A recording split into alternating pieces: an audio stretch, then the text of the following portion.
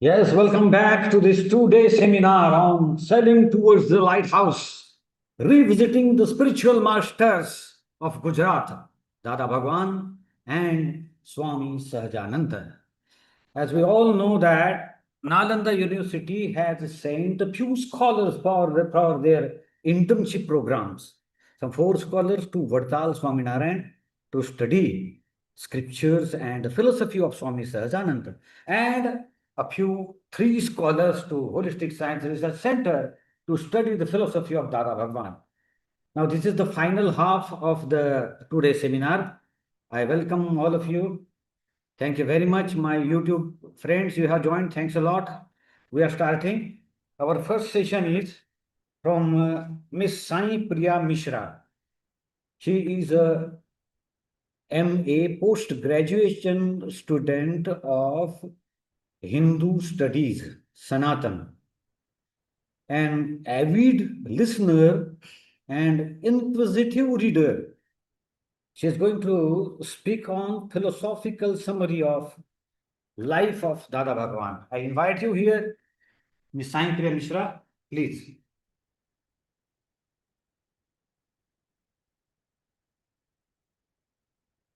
Thank you so much for this opportunity.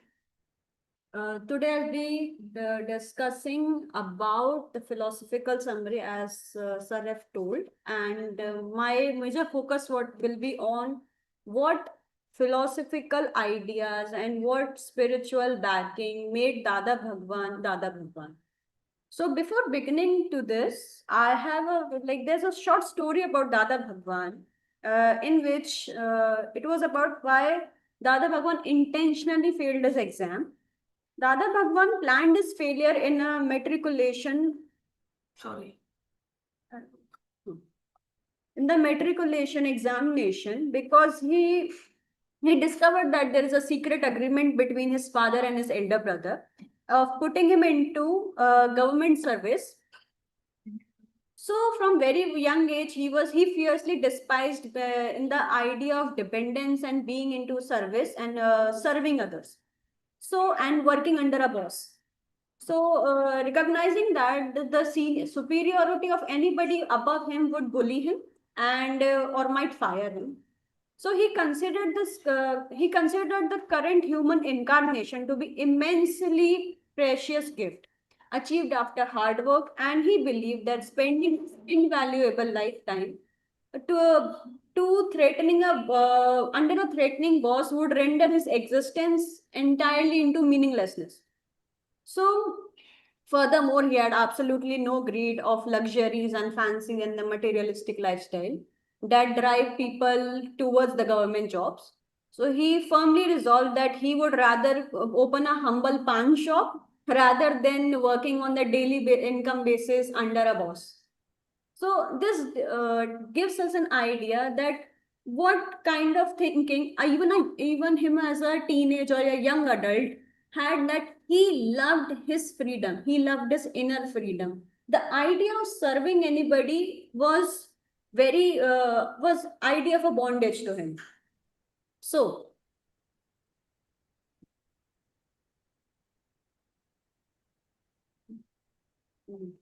this quotation I have got from one of the publications from HSRC that which Dada himself have quoted, that in which he is telling us about that this body is of A.M. Patel, and what is manifested within himself is Dada Bhagwan, and they coexist in harmony. At the times of coming out of it, like when people ask question, it is Dada Bhagwan which answers, and A.M. Patel is just a source or a medium, so that those two different energies can connect. But here is this thing written called, it is an original tape record. This caught my attention.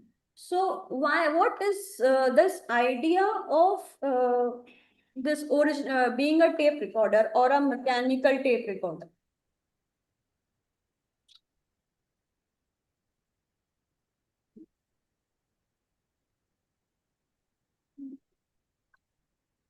Yes. So Dada described his speech as a mechanical tape recorder to illustrate that his words were spoken completely without ego, ownership, or the sense of doership. He used to live in this, he used to this analogy to make a profound distinction between his physical body, his true self, and his divine presence within himself. The detached witness, he explained that it was not I who was talking, rather, his true self remained completely separate as a detached knower and a seer. The original tape record, which means he clarified that the physical man people saw was just a Patel, and a voice they heard was merely an original tape record playing mechanically. Even he did not have control over the manifest. Like, it's not about control; it's about an authority. A.M. Patel did not have an authority over Dada Bhagwan. So he coexisted harmoniously with it. And this also signifies the absence of ego. That Dada Bhagwan pointed out that ordinary people also speak through record, but they mistakenly attached their egoism to it. So firmly believing I'm speaking that I have said it. In contrast, his speech operated entirely without this egoistic attachment.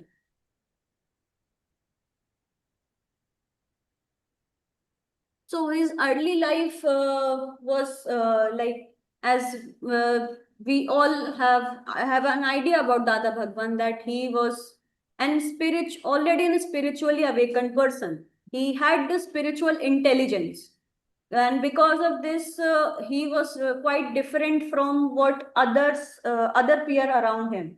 Like, there is an incident about there's this when he was being taught mathematics in his classroom. So he literally defined LCM as a concept of deep spirituality.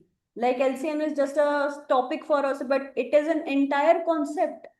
Like, the significance of God is being like an LCM. It is like different layers, and when you start minusing and start removing each layer, you find your true self. And as it said that when he was about 13 years old, his school teacher explained the mathematical concept of LCM, defining that it was the smallest sum that is present in all of us as as an indivisible. Dada immediately drew a profound spiritual and parallel from this mathematical rule. He realized that the human beings are just like those individual numbers or sums, that a God is the ultimate lowest common multiple, the fundamental, the indivisible element that is inherently present within the single living being.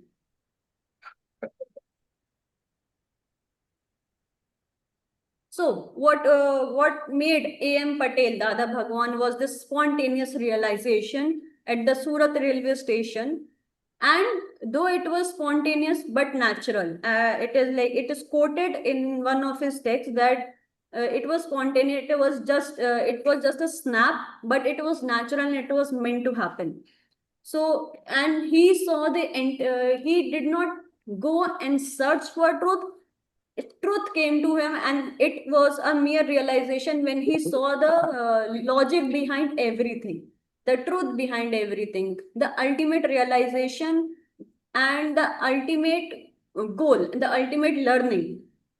So, which eventually led to his eradication. And the fun fact is, within after he got realization, he never really told anyone. It was the people around him which realized that the intelligence or the knowledge which Dada holds, it's something miraculous.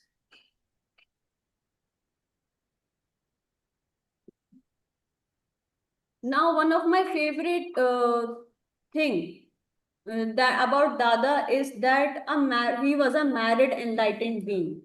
He was not a sannyasi, or he did not abandon his marital household when he got enlightened. He was a man of commitment. He was a man, he like in today's world, we can if Lala Bhai has very interestedly quoted that Dada used to say that marriage is the highest form of karmic resolutions. And marriage is something, being married to a one person, staying loyal to one person is the brahmachari of today's Kali. So Dada was also a very, very harmoniously married man. There's the story behind when when Hiraba was asked Dada that they were supposed to go to a wedding, and Hira was asked that what should we gift them. So Dada was like, even though he always took a step back if there was going to be a unjust between them. So he was the first person, he was the person who initiated to draw back from going towards any fight, which was a very, what we can say, a sweetest thing that he had. So, like what we can quote it as immediate backtracking. So, if I'd like, and he was playing a simpleton. He deliberately allowed Hirabao to view him as a simpleton because he generously gave money away to anyone who asked, and to ease their sorrow, definitely. So she thought that he was easily fooled.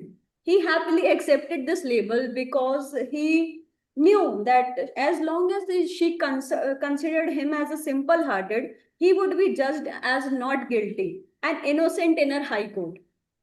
So, thereby completely protecting their peace, he voluntarily handed over the keys to the household cupboard to her, recognizing that his overly generous nature conflicted with her boundaries and caused friction. And also, when there's also another instance when both of their son passed away. Nothing between them, not such deep sorrow and such deep grief. Or when Hiraba was went through when she lost her vision of one of her eyes.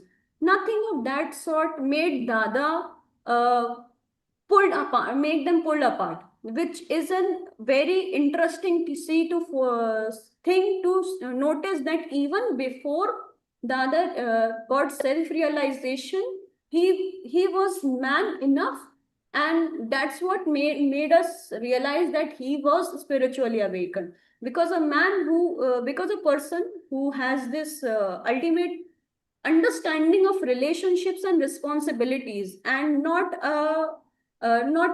an idea of abandonment, and now I'm going to find my own spiritual happiness and finding their individuality in loneliness rather than finding his own individuality along with his responsibilities.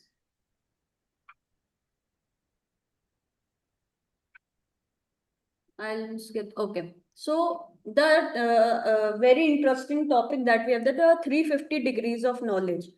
So Dada always said that everyone's spiritual understanding is at his degrees. Everyone is at different degrees. So when Dada got realization, he reached till 360 degrees, but with snap of it, he came back at 356 degree. So why did it happen? The fourth degree of spiritual deduction is is caused by what Dada Bhagwan refers to as charitra moha, or fascination with outer appearance. Even though realized being is completely detached with an unaffected illusion of an worldly guise, such as living as an ordinary businessman wearing coat and cap, other people still perceive them through their physical and external physical form. Dada Bhagwan explained that simply because the worldly outer appearance is seen by others, it causes a direct detraction of exactly 4 degrees. Consequently, this perception by others is what keeps his spiritual state at 356 degree, absolute vision, or what we can say is Keval Darshan. Rather than reaching at 360 degree of absolute knowledge, that is Keval Gyan. So, what is this difference between Keval Darshan and Keval Gyan? So Keval Darshan refers to the state of nature, of where the nature and the mechanics of the world have come to be the understood. In this state, the person is perfectly understand and profound concepts such as how the world was created, who runs it, who is behind it, what is mind, what is intellect, what is ego, and who we truly are. But what Keval Gyan is, that is an absolute knowledge, that is a state of 360 degrees, where the world is not just understood, it is rather fully comprehended.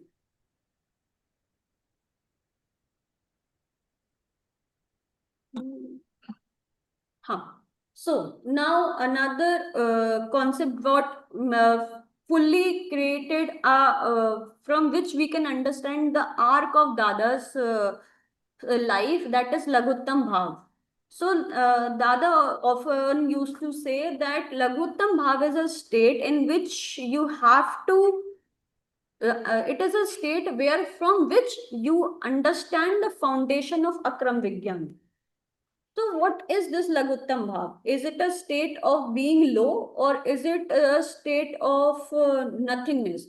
Laghuttam Bhav is technically the lowest profile. And Dada did not like himself to be himself to be called God. It was burdensome to him. It was actually also sometimes he said it was demeaning because of the higher status that he had as Jnani Purush. That was a self-realized soul. So what is Laghuttam Bhav? Laghuttam Bhav is a state on which you have no more egos or no more layers of egos or the worldly identities attached to you. You are now you are now small as an ant, where you are nothing but just at the service of the world. You have no complexities of ego around you, inside you, or even people holding it for you.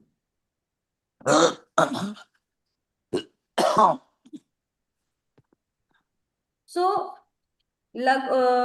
in this, he used to consider he used to say that he explained that the fully manifested 360 degree of a Lord of the universe already resided within his physical form. He used this analogy of an household, stating that when a saint is already present at the home, then it is foolish to take a heavy responsibility of playing the master's role.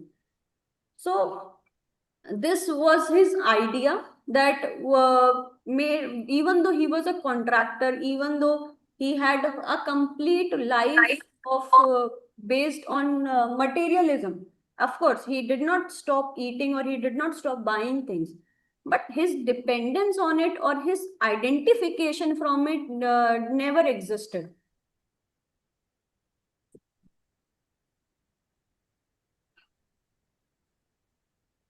Okay, so okay.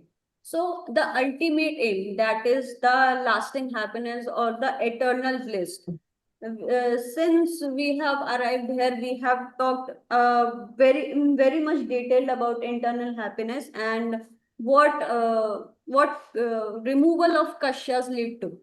So Dada ultimately described the ultimate happiness or the lasting happiness as a state that requires absolutely no efforts and is easily accessible anywhere. This state is a state where the liberated beings reside. It is a state where the celestial being also reside. So they are not affected even. It's like it is a very godly state. It is a very godly state when you are at a mindset that even so, though someone is cursing you or anything, but when you are internally at the state of content, nothing actually can affect you. He defines that it is true happiness as being completely independent and entirely free of all the external props or worldly conditions. In this state of eternal bliss, the happiness lasts forever and absolutely no misery at all seen at all. He arrived at this understanding because he could not find the genuine happiness in having the traditional worldly pursuit and routines that ordinary people typically enjoy. Having experienced this profound, effortless bliss himself, Dada Bhagwan was naturally inspired to propagate his spiritual science driven by the singular compassionate goal to share his happiness, to share his experience so that the world would attain the same lasting peace and happiness.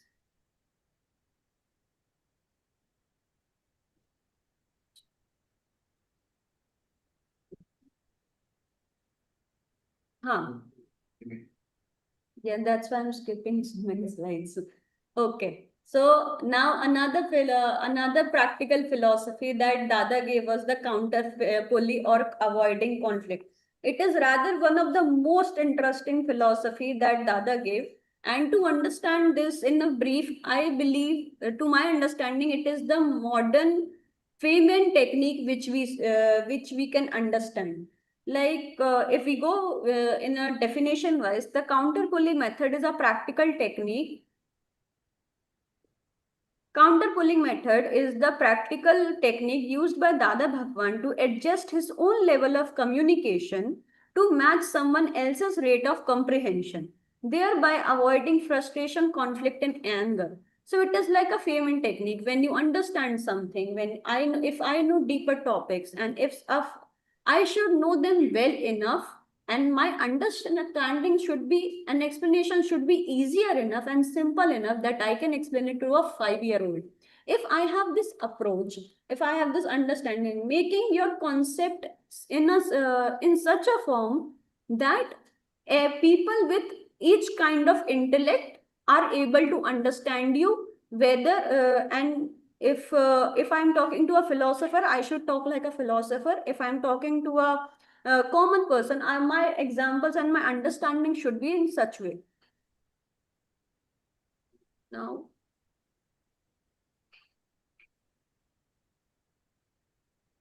now the pragmatism of life, the tug of war. Dada used to say that he really liked giving real life examples and very practical examples. So mostly his concepts are also named in such a way. The tug of war. The tug of war principle can be applied in daily life by as patronizing harmony and deliberately adjusting your stance during the conflict of protecting relationship.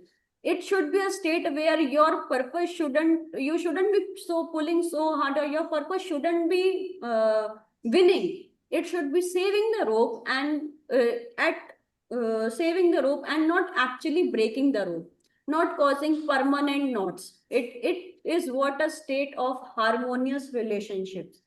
And even letting other side win is also your win. You should be willing to be dragged down in with a thought that okay, the person in front of me is more important than rather winning with that person.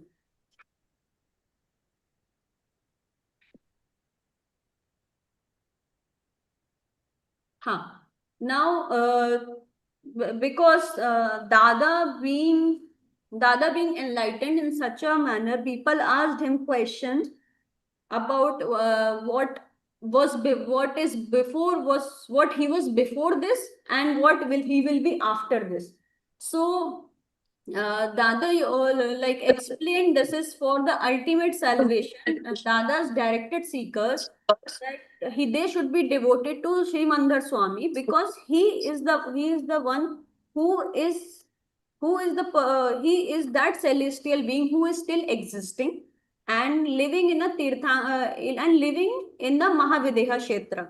It is important that everyone not it is important for the people those who are seekers and they seek the bliss and they seek the enlightenment, or they seek resolution to any problem, should be devoted to Sri Mandar Swami, because there is another earth where he can actually connect with us. And there was this or there is this also an instance where if there were certain questions which Dada did not know answer to, he would ask Sri Mandar Swami, and there was a direct connectivity between them because of both of them being at a nearby similar state. Now with now that there's less time, so I would like to conclude with Dada's. This is not even just 1/10 of Dada's philosophy. Dada's most amazing facts were Dada only answered the question. So anybody who has talked to Dada is a form of seeker. Dada only encouraged and entertained seekers. He's a pragmatic liberal man whose entirety was a balance between duality of A.M. Patel and Dada Bhagwan. A liberated family man, of course he was. Dada used to always focus on the value of living Jnani Purush. One should always have a presence or a state of seeking a Jnani Purush. And like with this, Dada always used to say that bhav matters. His core philosophy, his entire philosophies can be concluded to this one word called bhav, or resolve, or intent. That whatever you do, each and every one of your action, your this birth, your previous birth, or your upcoming birth, everything is entirely based on bhav. So it is a very great teaching to this current generation that to live life with an intent, with a resolution, that living this life with an aimlessness or a directionless life is binding you with a lot of karmic bondage. Have a goal, have a direction towards life. Understand that even if your belief is that you are if your belief is that you don't have any goals, is also a goal enough. So bhav behind action, and not to live aimlessly and have a directional aim towards life, is what Dada would have, I think, would have his message to this generation. Thank you so much.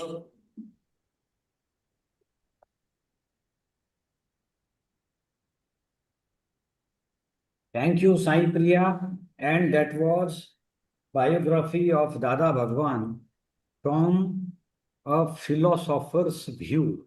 Okay.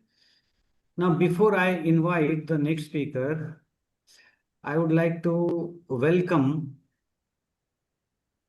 those who have joined online. We welcome you. Vasan Kaka, thank you very much. Dr. Godavish Mishra ji, cordial welcome to you. And Dr. Meena, thank you very much for joining. Thanks a lot.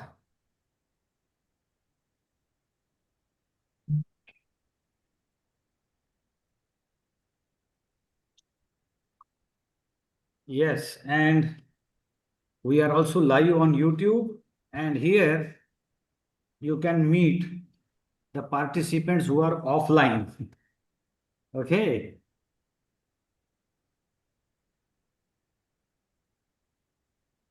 You can say hi, hello to Vasan Dada and Dr. Hello. Everybody. Yeah? We are welcoming them digitally. Yeah? Thank you, thank you.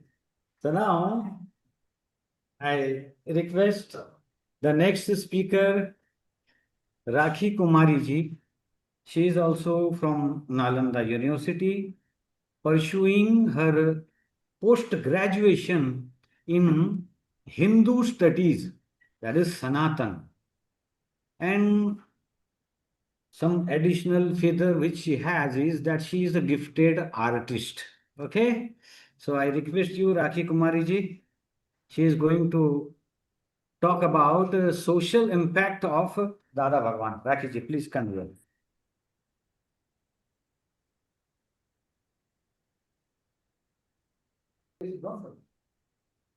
So, let me start at first of all holistic science. Defining holistic science. Holistic science to combine all available knowledge from humanities, science, technology, philosophy, religion, and spirituality to develop new approaches to solve problems of our lives so that we may live harmoniously with one another and recognize, cherish, and sustain the natural treasures. Scientific and technological development needs to the blended with moral values and spiritual aspects to benefit the entire humanity. Holistic science include the physical, emotional, and intellectual, spiritual, and social aspect of life and living. So, holistic science provides practical guidelines for an integral approaches to health, wealth, prosperity, peace, and ultimate happiness for all. This will bring all human beings harmoniously together as flourish global family as Vasudeva Kutumbakam.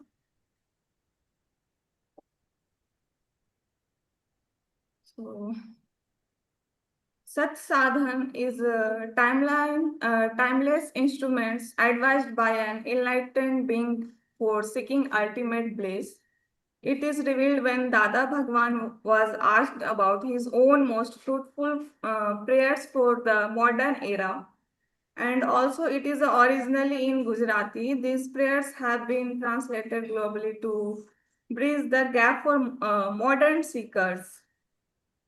So now people have questions in their mind, what kind of actions, outcome after applying this Sat Sadhana. So first outcomes is understanding.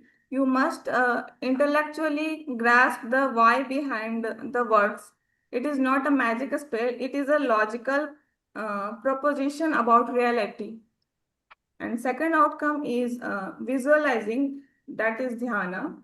You hold the physical or mental image of the script. Third outcome is reciting. It is a fully feeling the vibration in your body 3 times before you get out of bed. This shift your identity from a stressed workers to the calm witness. So here you can see this kind of holistic prayers which is revealed by Dadaji for the sake of well-being. So I start with the Dada Bhagwan 3 mantra. It is a holistic guide to the ancient prayer for a spiritual advancement and inner peace and the remove of worldly obstacles. And how is it works? So the human mind naturally encounters turbulence and obstacles in daily life. This prayer denote divine words. It functions as a spiritual technology. Recital done with proper understanding is vastly more effective than rule repetitions. And the outcome of the prayer and pacific and empowers the mind, but fortifying mental strength to overcome worldly obstacle and making steady progress on the path toward liberation. So this mantra has 3 portions. Like first portion is a Panch Parmesti, Namaskar, salutations to the 5 enlightened state, that is Arihanta, means inhalators of inner enemies. They are absolute living masters masters, and their role is bearer of infinite knowledge, vision, and bliss. Second is Siddha, meaning liberated soul, a state of nirvana, moksha. Their role is out of the cycle of life and death, purely blissful in Siddha Kshetra. Third is Acharyas, means self-realized principles to high spiritual progress. They lead others by exemplary spiritual conduct. And fourth is Upadhyayas. It is the self-realized eminent teachers of studying scriptures. For progress, their role is as teach scriptures for the spiritual advancement of others. And fifth one is sadhus, that is also sahuna, who is a self-realized saint, is progressing toward pure self. Uh, they pure pious being dedicated to universal well-being. So after Panch Parmeshti Namaskar, there are 2 Namaskar, that is God Vasudeva Namaskar and God Shiva Namaskar. In Vasudeva Namaskar, we salutations to the epitome of evolution from human to the divine Narayana state. When there is a crisis of dharma, Lord Vasudeva intervenes to protect it. Lord Krishna was a self-realized Vasudeva who will return as the 12th Tirthankara. Now, God Shiva Namaskara. It is a salutation to all self-realized, compassionate bodily beings. Shiva is an objective for self-realized beings who have achieved an elevated a spiritual state and are singularly aimed at the spiritual well-being and liberation. Now you can see the second prayer, morning prayer. The core of the morning prayer, that is the law of karma, action are judged strictly according pure intentions. The fruits of all auspicious karmas are directed by the hidden intent behind them. It is a daily declaration that aligns that cosmos awakens the inner soul, protect the worldly environment, and guarantees the ultimate destinies. This prayer divided into four prayers. Four We are parts. not going into details of prayer. Okay. Introduce the prayer or content and we'll be sharing it. So, after morning prayer, we can move toward 9 priceless diamond. That is a 9 kind of empowerment with the not hurting ego and living being something. It is divided into 9 parts, which is based on daily life. So, pure self within, the prayer of pure self within, it is the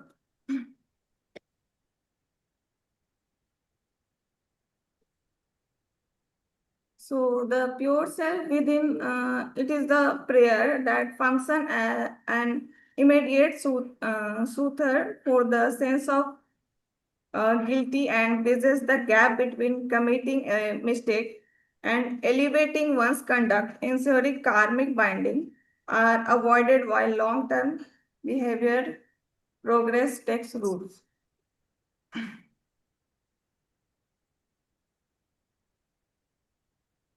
And dissolving the heavy burden of the ephemeral body self and filling the mind with an aura of profound peace, cultivating a deeply positive outlook toward all living beings and actively stopping offenses against others. Now, Namaskar Vidhi. The Namaskar Vidhi is a structural 15-step funnel. It expands human awareness to the furthest reaches of the cosmos, aligning it with enlightened being, and then reflected that purifies vision back onto the mundane world. It is this Namaskar Vidhi is not merely a list of external entities to worship. It is an act of a spiritual mourning, the ultimate purpose of bowing to enlightened masters across the universe is to recognize that the exact same pure consciousness in the person standing right next to you. The last one is divine grace. In the worldly life, there is a full of suffering, and all of us are trapped in the cycle of birth and death.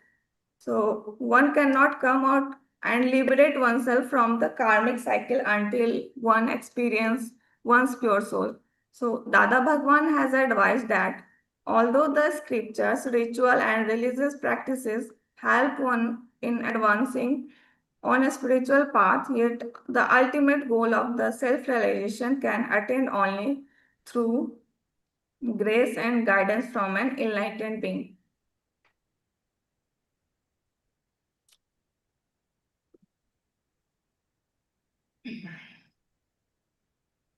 So, in three mantra, the Panch Parmeshti Namaskar is an abbreviated salute represented by the Om. is addressed in general to anyone in the universe who has risen to 5 distinct heights of a spiritual evolution. It does not worship a specific deities. It is a universal bought 5 categories of spiritual evolved beings who are instrumental and universal well-being.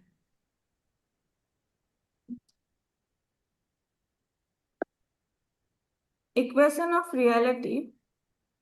At last, we will recite Jai Sachidanand in the end of all prayers.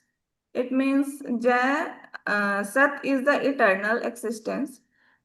Adding Chitta is a pure knowledge. When Sat comes together with Chitta, it will give you Ananda. That means everlasting bliss.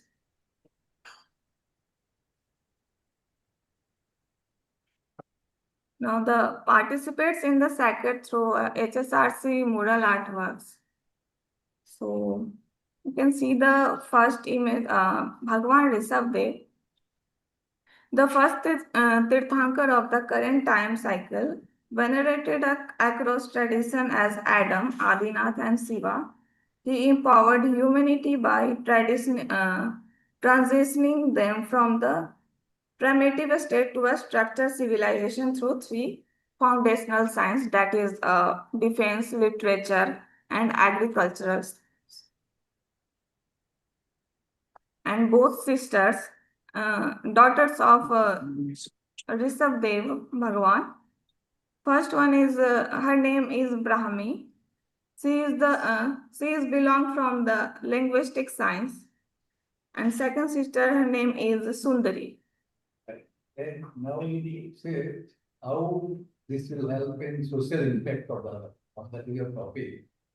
So you mentioned two things, one is prayer part, second is this one.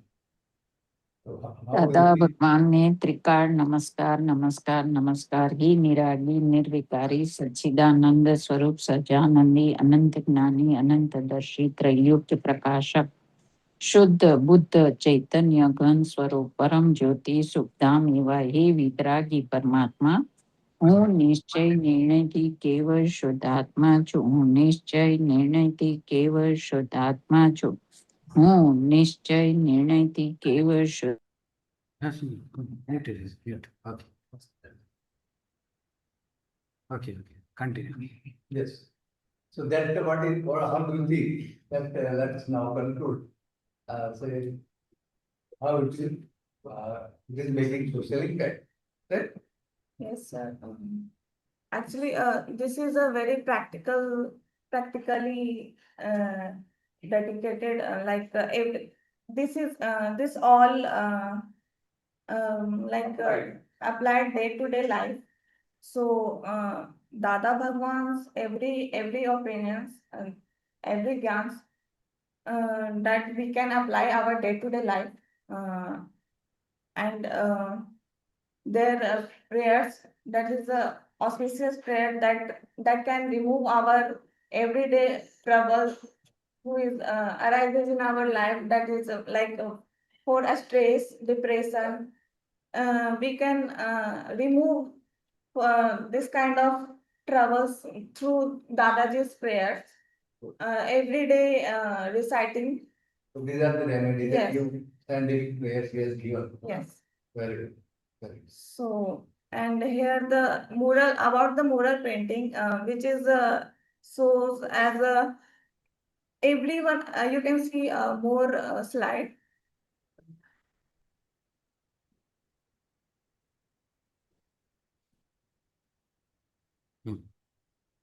You can see more slide, that is all kind of come with from the natures.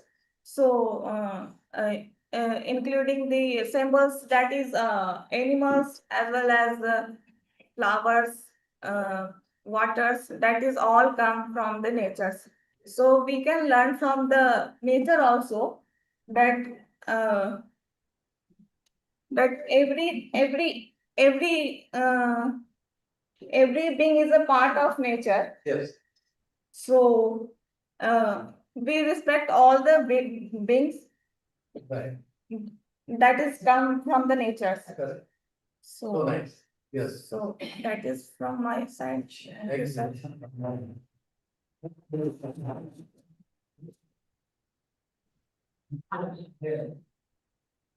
Okay. So Rakhi Kumari on Sat Sadhan. Okay.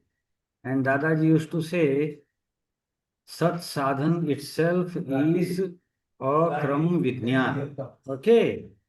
And Sat Sadhan are ભાવથી હોય ક્રિયાથી ના હોય. Okay. Now I invite the next speaker. She is from basically Indonesia, Bali, and she is also pursuing her post-graduation studies in Sanatan Hindu studies. We welcome you.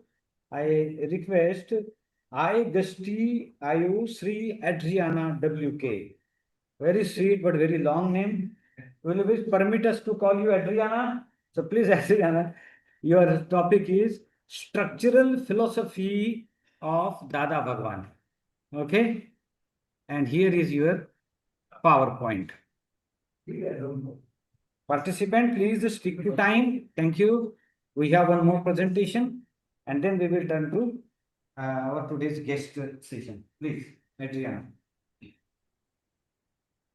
So good afternoon, everyone. So my name is Sri Adriana, and I am affiliated with the School of Buddhist Studies, Philosophy, and Comparative Religion at Nalanda University in Rajgir, Bihar.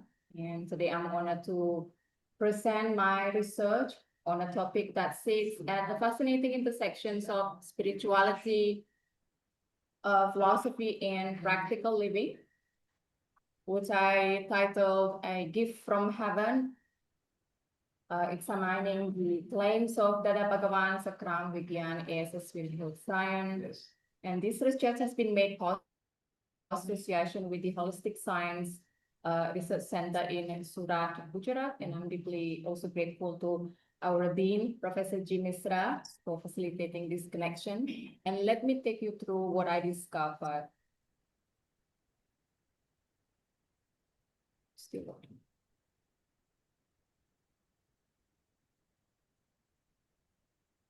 I think we'll begin by asking a question for all of you. And what if I told you that the highest spiritual knowledge, the kind that traditionally requires lifetimes of renunciation, austerity, and rigorous practice, could be accessed through a profound shift in understanding while all continuing your life as a parent, as a professional, business owner, or a student? Would you call that a miracle, a gift, or would you call it a sign? This is precisely the claim made by the tradition.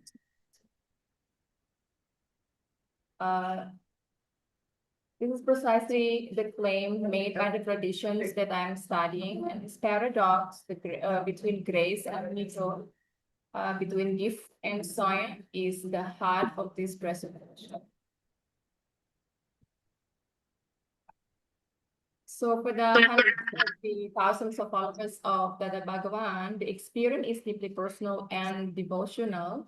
They describe a crown Vigyan as a gift from heaven, an unearned transformational transmission that arrives purely through the grace of the enlightened master, the Jani Purus. Yet, paradoxically, the same tradition aggressively insists that it is not merely faith or blind belief. It is called Vigyan, which translates to Sanskrit, translate science in Sanskrit and also in Gujarati. It presents itself as systematic, replicable, and empirical, verifiable, not in a physical laboratory, but in the laboratory of human consciousness. Is this duality, gift versus the science? And then what is compelled me to investigate this tradition academically? So now my research question, which bring us to the central research. Can a system rooted in grace also legitimately claim the status of a science? And more importantly, Because this is not just an abstract philosophical exercise, does it methodologically actually deliver lasting happiness? Especially when practitioners face with the things that break most of us, like financial crisis, professional setback, health crisis, and relational conflict. These are the questions I set to answer in this research. Now we will show the photo a little bit later. But before we go further, let me briefly introduce you now to who actually Dada Bhagwan was. He was born Ambalal Munjibai Patel in near Baroda, Gujarat by profession, and he was a civil contractor. He maintained the dry docks in Bombay. He was a simple, ordinary householder, a husband, a father, a businessman. In June 1958, on platform number 3 at Surat railway station, he underwent a spontaneous and irreversible enlightenment. The pure self, the soul, manifested fully within him, and the ego was permanently disabled. So he never claimed to be God. He said that that is an endearment. And the Bhagawan refers to the Lord that was manifested. Possible? Yeah, so we go back, so you see, and we come to the paradox between the gift and then the practical science. And this is my research question, asking if it legitimately can be called as science. Now we move forward to this part now, that who Dada Bhagwan was. So we continue. So he never claimed to be God. The Bhagawan means to refer to the God manifested within. He was a teacher, not a deity. And this is crucial because his teachings are designed for ordinary people like you and me, not for monks in caves. So what is Akram Vigyan? Just in brief. So Akram means without a step. It is the shortcut path and the elevator instead of the staircase. And then Vigyan itself, like I referred earlier, means science, which is a systematic applied science. So traditional spiritual path, as we probably know of, is called Kramic path, which is require years of austerity, moral discipline, breath control, and meditation. Which, contrary, Akram Vigyan offers a radical alternative, which is based in the grace of enlightened master to impart the direct knowledge of the self. This allows the practitioner to function from a state of pure awareness instantly while still performing all their duties. So the core teaching is very simple yet profound. It says, I am the pure soul. I am not this body. I am not this mind. I am not this ego. So once this knowledge is instilled, the practitioner continues their worldly life, but with a different inner orientation. So the gap, and then now you may ask why this research now necessary. This is why the gap it feels. There's scholarly growing interest in a religious movement, like a contemporary guru, and there is remain a significant small applied practicality of the Akram Vigyan, especially in a secular domain like finance, business, education, and modern professional life. The most existing literature treats Dada Bhagwan descriptively or sociologically, and very little examine whether this specific tool like pratikrama or the science of apology actually help people manage debt, workplace conflict, parenting issues, career stress, etc. So this paper addresses that gap by asking, does this ancient sounding science actually work in a messy real world for the 21st century? So to investigate this, I adopted three-pronged methodological approach. The first is the textual analysis. I studied Dada Bhagwan's primary teachings, including the Aptawani series and the self-enlightening dictums to establish the structural philosophy. And then the second one is the autoethnography, which is I drew upon my own lived experience as a yogi, a yoga master, and a scholar in Hindu study practicing a simple nomadic life. This gives me an insider perspective that purely external researchers cannot access. And then the third and most crucially is I conducted multiple case studies, in-depth interview with 5 practitioners from diverse backgrounds in a spiritual science that cannot be tested in a laboratory. The only valid evidence is documented, replicable in change in human consciousness. The case studies are my empirical data. So let me introduce you to the 5 individuals whose lives form the evidence base in this research. The first, Lalabhai Patel Sir, in his 70s, a former banker and HRD professional, and now the director of academic at the HSRC. He represents the corporate and financial world. The second, Lakshmi Patel Ma, his wife, also in her 70s. She and Lalabhai came into contact with Dada Bhagwan together from the very first moment, and she was a constant pillar of support for Lalabhai throughout their journey and was present during Dada's final years. And today she runs the logistics and service at the center, representing the heart of selfless devotion. Third, Neha Ma'am, she's not here. She's a school principal and mother. She met Kanu Dadaji, the successor of Dada Bhagwan, and she represents the working woman juggling career, family, and spirituality. Fourth, Chandra Khan, the current director of HSRC. And here is the critical point. He never met Dada or Kanu Dadaji directly. He was transformed purely through the system, which makes him the most important evidence for the science claim. And the fifth, Bhavya Patel, he just disappeared.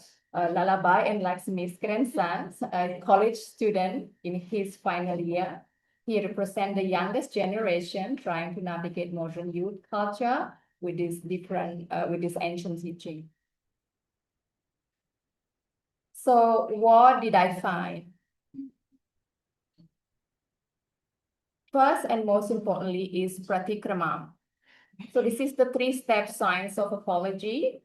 Confess the mistake, and then apologize to the pure soul within the person that you hurt, and then resolve to never do it again. It is the daily laundry of the mind. So when you hurt someone, guilt accumulates and destroys happiness. Pratikrama, wash it off instantly. Second, giving happiness. So Dada thought that happiness begins the very moment you give anything to others. This is the karmic law. Give happiness, receive happiness. Third, flawless vision. So unhappiness stems from feeling and seeing fault in others. The practice is to find 5 positive for every negative thought that arises. The last but not least, the 4th one is the witness attitude. So that a thought problem comes and goes, but my happiness need not, because I am the source. So practitioners learn to watch the drama of life without getting entangled. So when we look across all these 5 case studies, so what do they collectively reveal? I want to highlight 4 pillars of scientific validity in here. First, replicability. Chandra Khan, who never met the guru, was transformed purely by following the system. This proves the method works independently of the master's physical present. Second, universality. The same tools work for Lalabhai, 70 years old banker managing finances, for Neha, school principal managing hundreds of children, and for Bhavya, a 20 years old managing career anxiety and social media. Third, practical utility. So these are not airy-fairy theories. Lalabhai uses pratikramam to resolve workplace conflict, and Lakshmi uses the witness attitude to serve tirelessly without burnout. And the 4th one, transgenerational transfer. So Bhavya represents the 3rd generation. This teaching is not dying out. So it is being adapted to the language of modern youth. And this is the evidence that the science claims holds water. So now let me turn to the title of this paper and give you my conclusion. Is a crown Vigyan a gift from heaven? For the devotee, yes. It is experienced as grace, as something unearned and transformative. But is it a sign? If we define science strictly as empirical, externally measurable data, if we demand double-blind clinical trials and lab results, then no. The tradition itself admits it cannot be proven in a physical laboratory. However, if we define science as a systematic, replicable methodology that produces predictable, beneficial results in human consciousness, then yes, a Kram Vigyan unequivocally qualifies as a science. It works not as physics, but as a profound, practical, and life-changing technology for the self. To conclude, I want to end with a powerful quote from Dada Bhagwan himself. He said, "One day there will be people who wanted to study us and teach them through their own language." So Dada, speaking in Gujarati language in the 70s and 80s, foresaw exactly what is happening today. He knew that academic researchers and practitioners would come to study his teaching and translate them into the language of banking, education, medicine, and youth culture. उनसे network हुआ ना संगतांती हाँ phone का मेरा phone का network नहीं उसमें नहीं network is And not the issue 5 individuals in this case study, Lalabai, Lakshmi, Neha, Chandrakant, and Bhavya, are the living fulfillment of that prophecy. They are translating the same ancient science into the vernacular of their lives. Well, 1 minute, please. Sorry to interrupt you. Yes. I think there is a little technical error here. All the participants, I know you are having my audio. Please, I am closing the program. Kindly rejoin. Okay? Let us take a small break. Huh? Sorry, because it is not responding. So we have to close the program.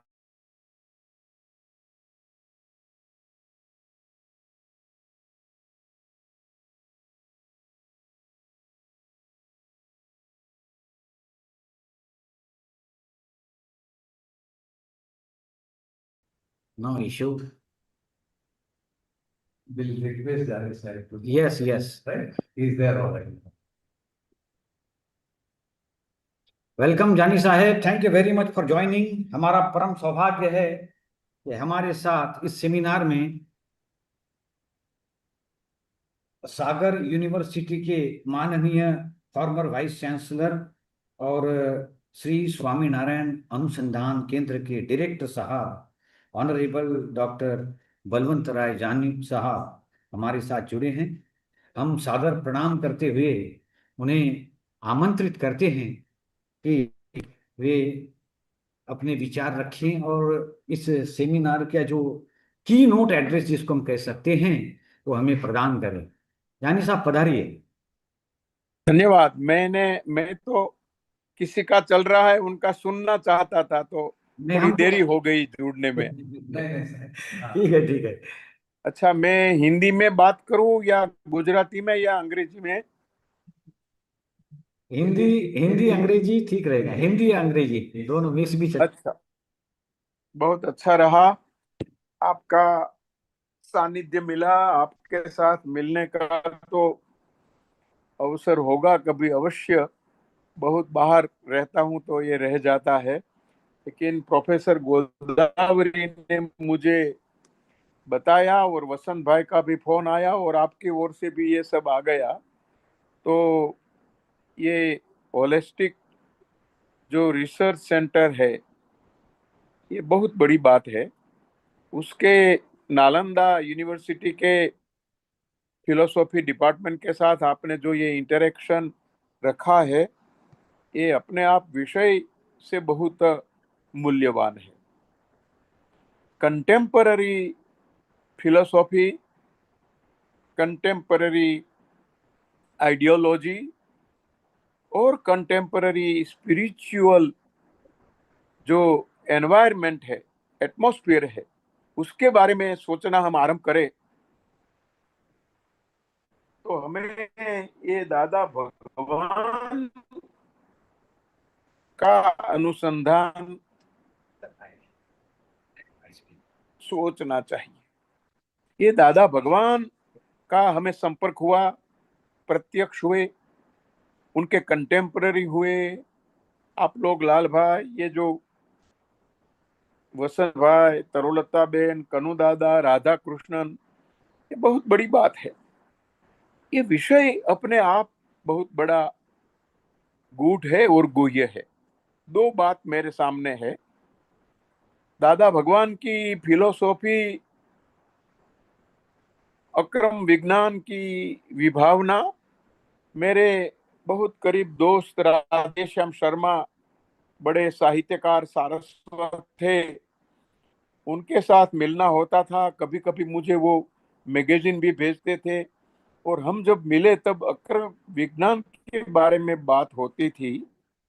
और मेरा भी विषय Jainology में बहुत व्यापक रहा, और सनातन धर्म में उनका साम्य कहाँ है, the philosophical ideology in Sanatan and Jain, ये कैसे एक रूप है।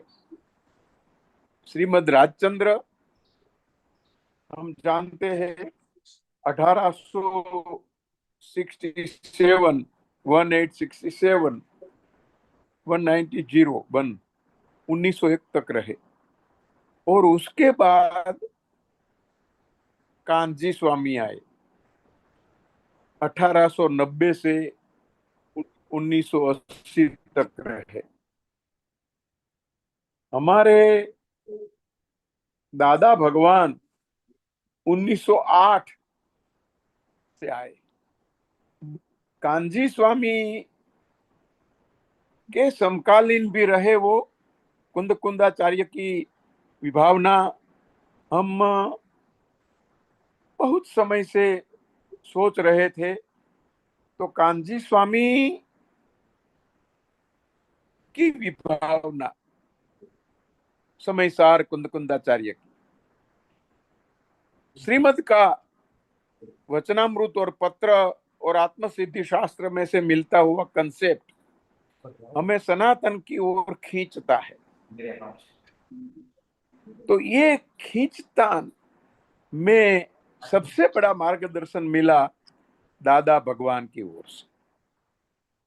उन्होंने सच्चिदानंद रूप करके सनातन भारतीय हिंदू धर्म का जो है जीव माया मोह, उसके बारे में जो सोचा, और खास तौर से ये कांजी स्वामी ने जो सोचा, अपनी बात बताई। लेकिन सबसे बड़ी बात, इस समय के सोने जी आत्मानंद स्वामी, जो कोबा में हमारे गुजरात में उन्होंने श्रीमद राजचंद्र का बड़ा स्थान बनाया है, संशोधन का, जैन लिटरेचर का बहुत बड़ा तीर्थ है। और दूसरे, I was a vice chancellor in Hemchandracharya north Gujarat university in Gujarat. At that time, my interaction with Bhanu Vijayji Maharaj Sahib is a staunch believer on Srimad Rajchandra also. और यहाँ मैं तो राजकोट से हूँ, यहाँ श्रीमद राजचंद्र का समाधि भवन भी है, वसंत भाई खोखानी का सत्संग भी सुनता हूँ। तो मेरे मन में एक विभावना सनातन तात्विक पीठिका के साथ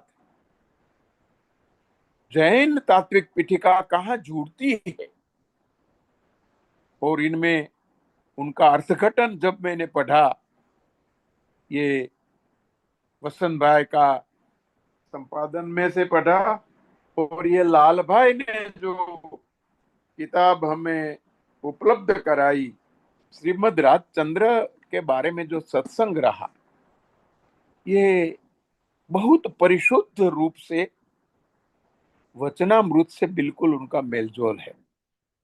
मुझे बहुत अच्छा लगा कि श्रीमद राजचंद्र के खत, श्रीमद राजचंद्र के आत्मसिद्धि शास्त्र और श्रीमद राजचंद्र की कविता, उनके बारे में अर्थघटन, फिलोसॉफिकल मीनिंग,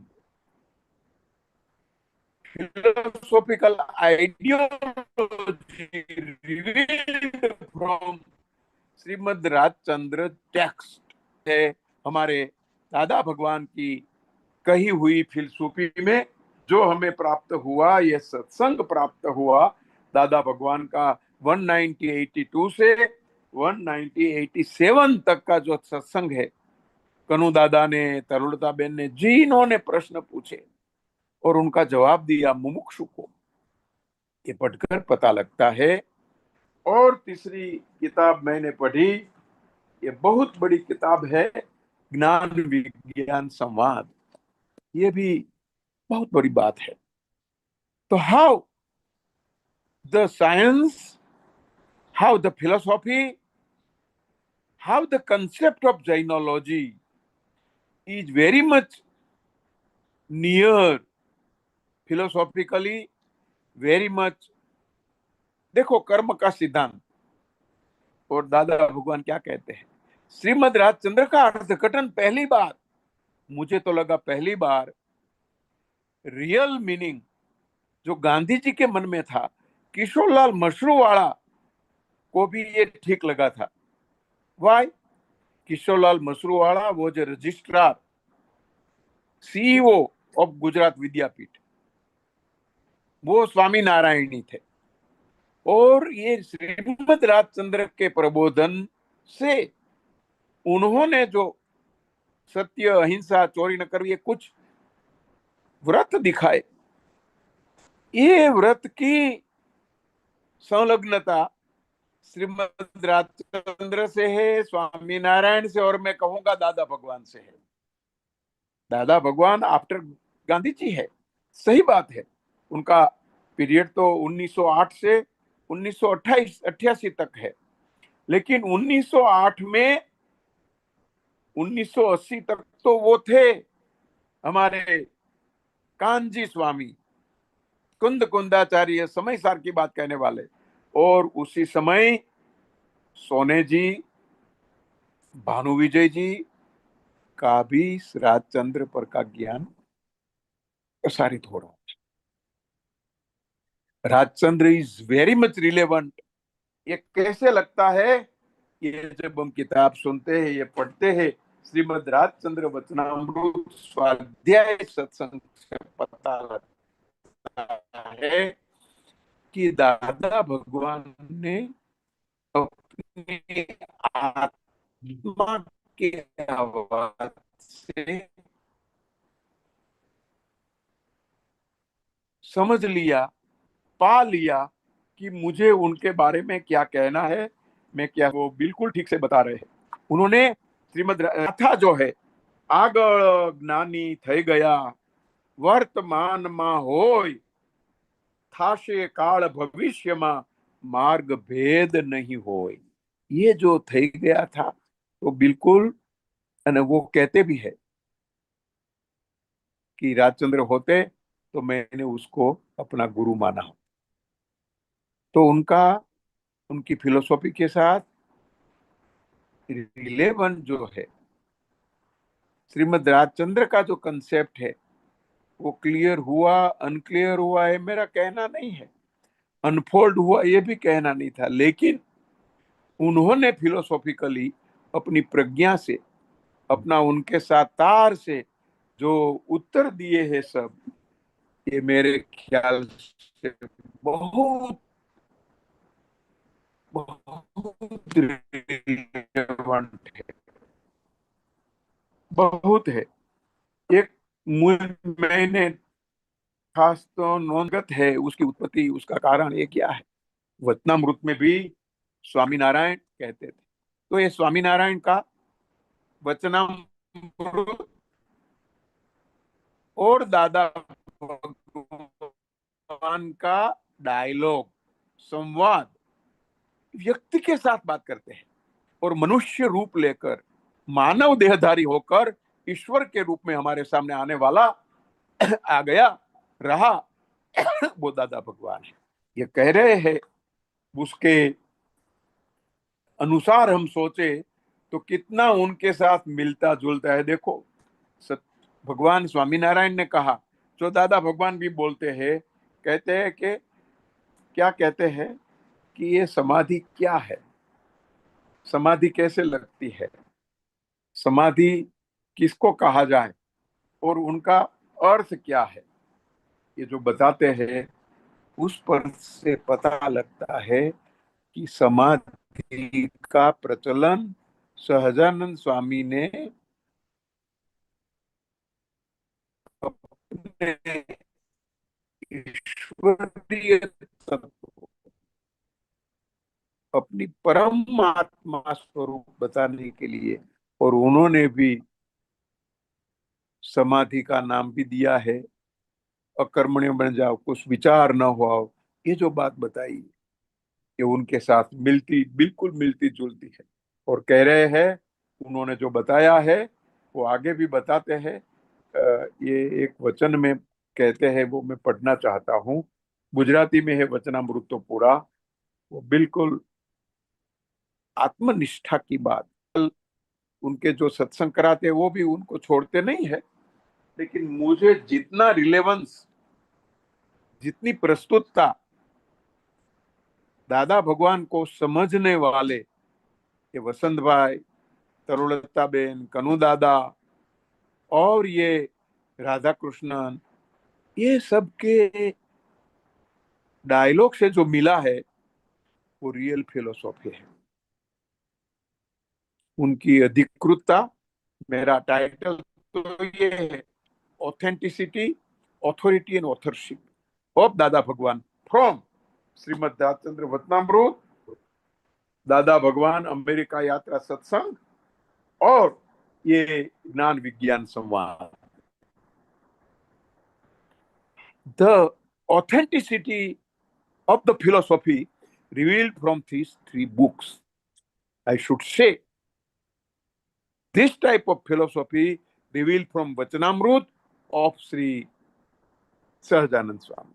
क्योंकि उन्होंने बोला है, उन्होंने कहा है, कही हुई बात बहुत आवश्यक है, बहुत अनिवार्य है और समझने के लिए बहुत प्रस्तुत है।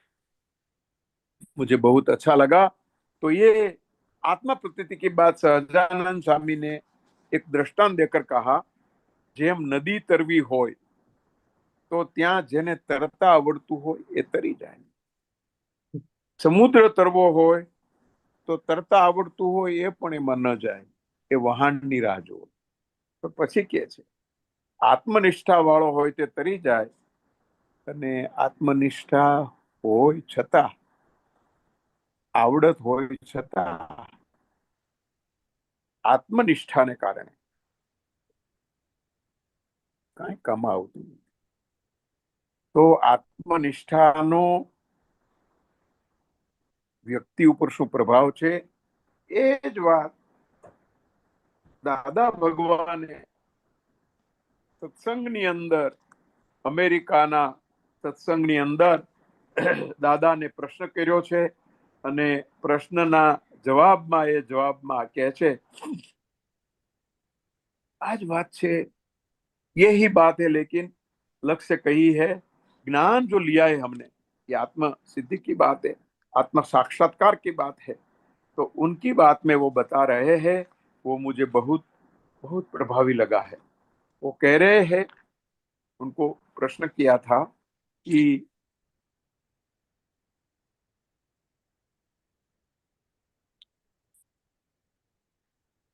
उन्होंने प्रश्न किया कि કોઈને સુખ આપીએ પછી આપણને અહંકાર આવી જાય, મેં કોકને સુખ આપ્યું તો અહંકારને કાઢવો કેવી રીતે, એના માટે શું કરવું? દાદા ભગવાન यही बात बताते हैं, જ્ઞાન ના લીધું હોય તેને અહંકાર વધવાનો હોય, આ જ્ઞાન લીધા પછી આત્મનિષ્ઠાને કારણે એક આ વાત ये बता रहे हैं।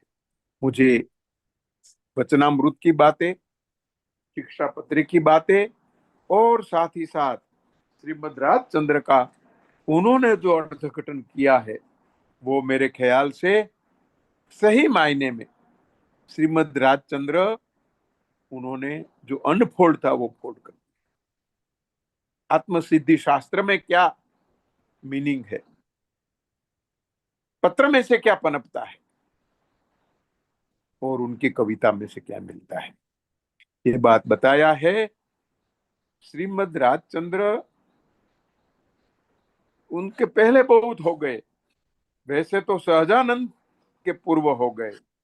सहजानंद 1781 से 1830 तक है, और ये तो बाद में 1867 में उनका बर्थ हुआ राजचंद्र। तो ये बात वहां होकर फिर दादा भगवान में कैसे आई, वो कहते हैं अनेक जन्मनी साधना પછી साधक सिद्ध दर्शन થાય છે। ये सहजानंद भी कहते हैं, श्रीमद राजचंद्र भी कहते हैं, और बिल्कुल ठीक से प्रतीतिजनक रूप से दादा भगवान भी कहते हैं। मेरी हाइपोथेसिस तो ये है, जो राधा कृष्णन जी ने 1982 में जो पाया, और ये तरुलता बेन ने जो पाया, कनु दादा ने जो पाया, वो ज्ञान, निगूढ़ ज्ञान, ये होलिस्टिक सेंटर की वजह से, मेरे ख्याल से मैं बताऊंगा कि उनकी वजह से ही ये होलिस्टिक साइंस रिसर्च सेंटर की वजह से हमारे पास क्लियर हुआ है। मैं कहूंगा दादा भगवान की ऑथरशिप, दादा भगवान की ऑथेंटिसिटी, और दादा भगवान की ऑथेंटिसिटी, ऑथरशिप एंड ऑथोरिटी, तीनों प्रकट करने वाला ये होलिस्टिक रिसर्च साइंस सेंटर सही मायने में रिसर्च और साइंस का उनके साथ योग हुआ है। वरना ऐसे समय में कोई ऐसा पेन्स टेकिंग वर्क, कितना काम किया है, एक एक शब्द परिशुद्ध फिलोसॉफी का यहाँ ऐसे रखा है कि निर्ग्रंथ की बात बताते हैं। तो दादा कहते हैं, जो सहजानंद भी कहते हैं, निर्ग्रंथ એટલે ગ્રંથ રહિત દશા, લોભની ગાંઠ, મનની ગાંઠ, ગાંઠો ગ્રંથि હોય એ छोड़ने की बात है। सहजानंद स्वामी ने वचनामृत में प्रश्नोत्तर के रूप में कहा है। दादा भगवान के संवाद भी ऐसे कालजयी है।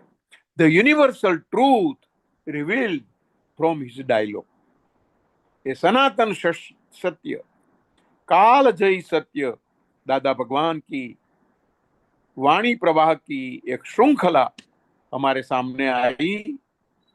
तो मैं कहूंगा, उन्होंने कोई शास्त्र तो लिखा नहीं, बोला है, कहा है, ये वाक शास्त्र है।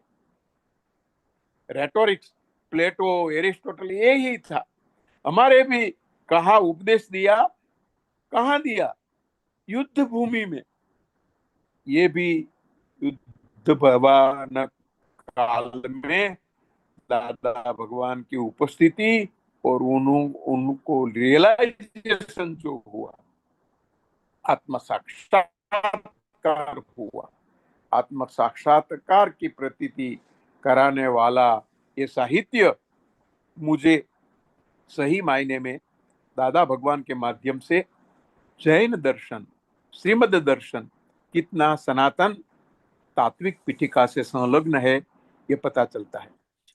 मैंने तो यशो विजय जी की आनंद घन की योग विभावना भी पढ़ी है। कितना पतंजलि योग सूत्र से उनका मिलना जुलना है। यशो विजय जी महाराज साहब तो उन्होंने समुद्र वाहन संवाद लिखा, बड़े जैन महाकवि थे यशो विजय जी।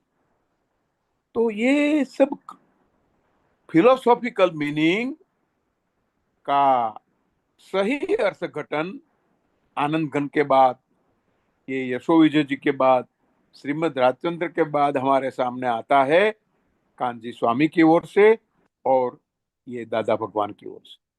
मेरा एक बहुत प्रसिद्ध एक व्याख्यान है, उसमें है डेविएशन इन डिवोशन। ये डेविएशन क्या है? ये डेविएशन तुक्का नहीं है, ये डेविएशन डेविएट होने के लिए नहीं है, ये आत्म साक्षात्कार का उद्गार है।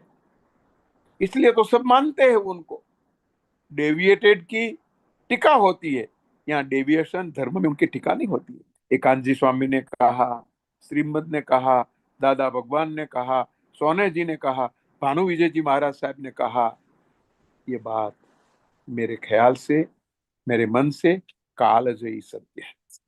दादा भगवान का युग बोध, दादा भगवान का मूल्य बोध और दादा भगवान का तत्व बोध, ये संवाद में से हमें प्रतीत होता है। जो संवाद अमेरिका में हुआ, जो संवाद राजचंद्र के बारे में हुआ, और जो संवाद राधा कृष्ण ने किया उनसे, कि लाल भाई ने उपलब्ध बनाया, वसंत भाई ने बहुत मेहनत की, और ये होलिस्टिक रिसर्च साइंस सेक्टर मेरे ख्याल से अर्वाचीन समय की दादा भगवान की ही फिलोसॉफी नहीं, भारतीय तत्वनिष्ठा, भारतीय तात्विक पीठिका समझने की एक ज्ञान पीठ है। इसी ज्ञान पीठ की ओर से हमारी बहुत प्राचीन विद्याधाम विद्यापीठ नालंदा विद्यापीठ के साथ जुड़ना हुआ। हमारे प्रोफेसर गोदावरी जी तो बहुत बड़े विद्वान हैं, और आप सब लोगों का अध्ययन है, स्वाध्याय है, ये बहुत वंदन योग्य है। मैं ये आपके प्रकाशन को, आप सबकी आत्मा को, और वसंत भाई के जो प्रेम है मनुष्य के प्रति, गुरु के प्रति, दादा भगवान के प्रति, ये स्नेह का मैं भाजन हूं, और मुझे प्रतीति भी हुई है। और आज सबके सामने दादा भगवान की अधिकृतता क्या है, क्यों है, कैसे है, ये बताने का अवसर सहजानंद स्वामी के माध्यम से, उनका भाष्य भी रचाया है, ये भी भाष्य उनका भी कह सकते हैं हम। तो आज ये भाष्य के पूर्व अर्थ दीपिका होती है, बाद में भाष्य आता है। अर्थ दीपिका, वाक्य दीपिका, बाद में भाष्य आता है। तो मैं कहूंगा कि नालंदा विद्यापीठ के साथ आज जो आयोजन है, ये संगम है, एक अर्थ दीपिका और वाक्य दीपिका है। और मैं कहूंगा कि ऐसे कोई कार्यक्रम नहीं है, कोई कार्यक्रम नहीं है, ये हमारे समय की सांस्कृतिक घटना है। ऐसे सांस्कृतिक घटना के अवसर पर आपके सामने प्रस्तुत होने की मुझे तक मिला, ये भी मेरे जीवन की एक सद्भाग्यपूर्ण क्षण है। मैं आप सबके प्रति वंदन करके, जय सच्चिदानंद कह के अपनी वाणी को विराम देता हूं। नमस्कार।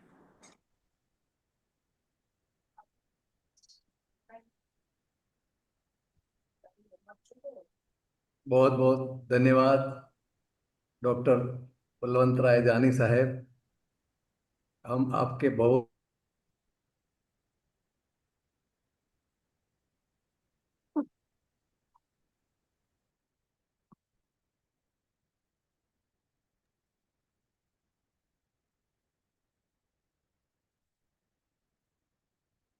के लिए आपने आपका अमूल्य वक्त निकाला, हमें बहुत बहुत खुशी है। और आप हमारे साथ जुड़े रहिए। आप ये आज शुरुआत है, आपके आशीर्वाद के संस्थान पर आज से उतर रहे हैं, पहले भी उतरे हैं, मगर आज से हमारा प्रत्यक्ष माने की वीडियो के मुलाकात से भी मुलाकात हुई। बहुत खुशी खुशी की बात है। और जरूर आप कभी भी यहाँ पधारिए, और हमारा कब जरूरत जब जब ऐसा कोई प्रोग्राम है, हम आपको जरूर आमंत्रण देंगे।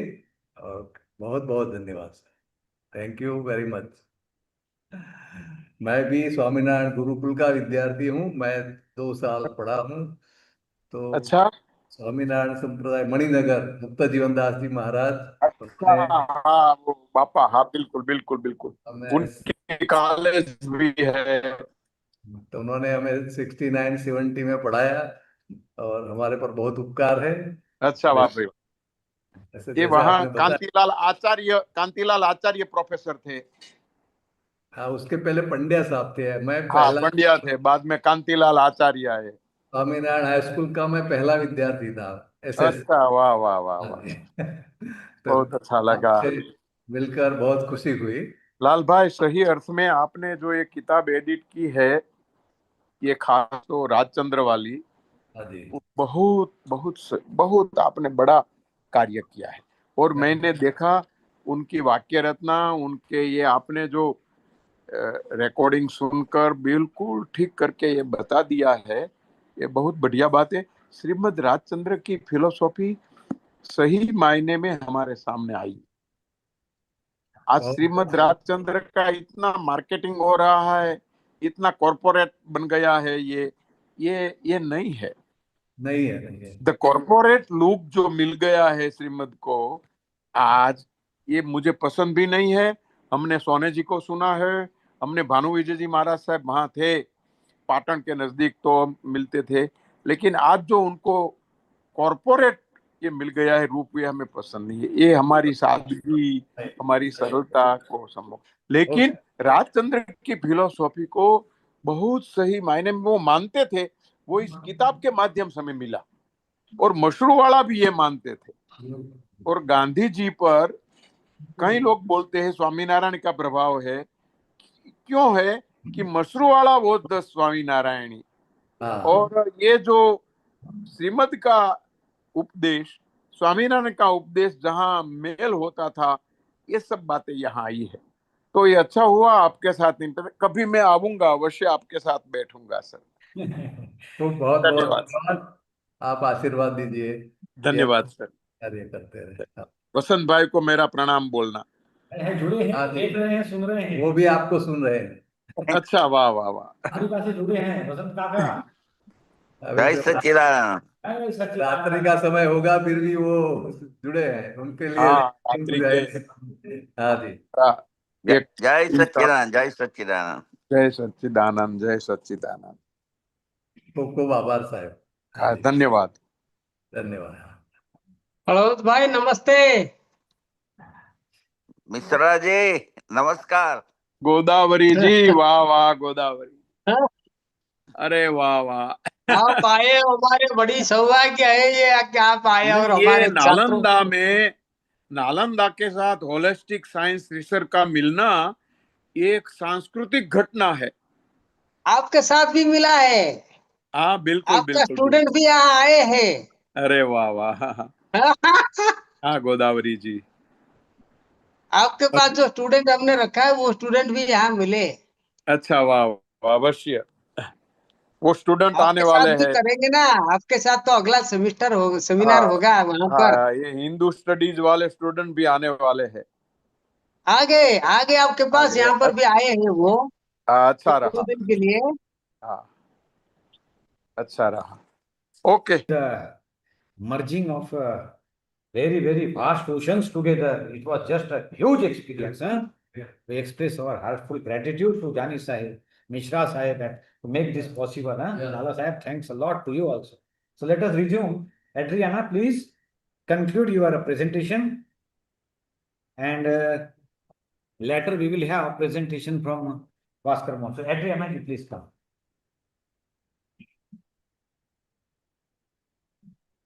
Jai Sachidanand. So I just want to conclude on my topic about Akram Vigyan.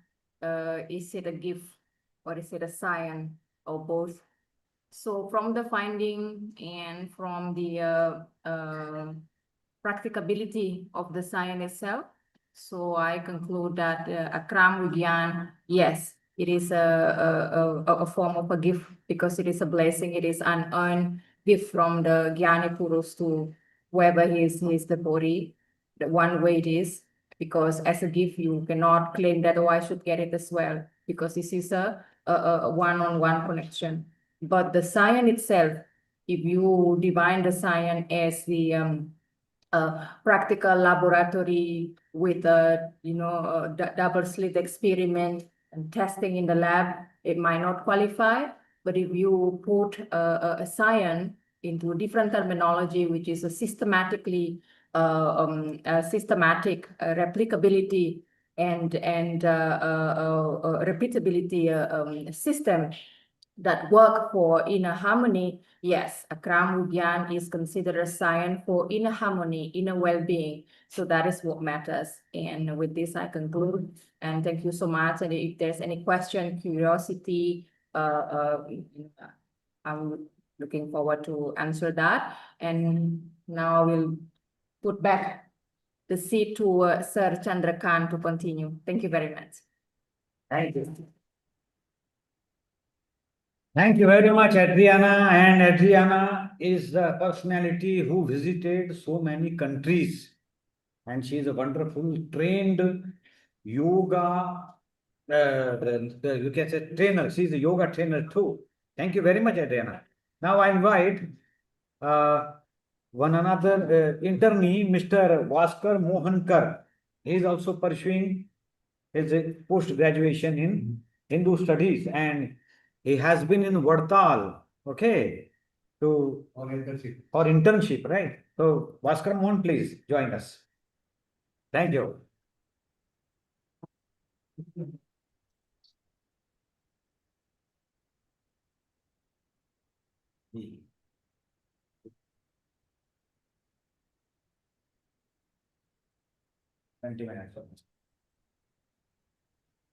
Namo Namaha. Ah.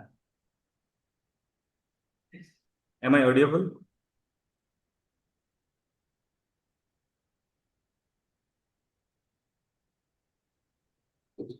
Yes, yes, that's me. What happened? That's the weather. No, am I audible, sir? Yes, Please- yes.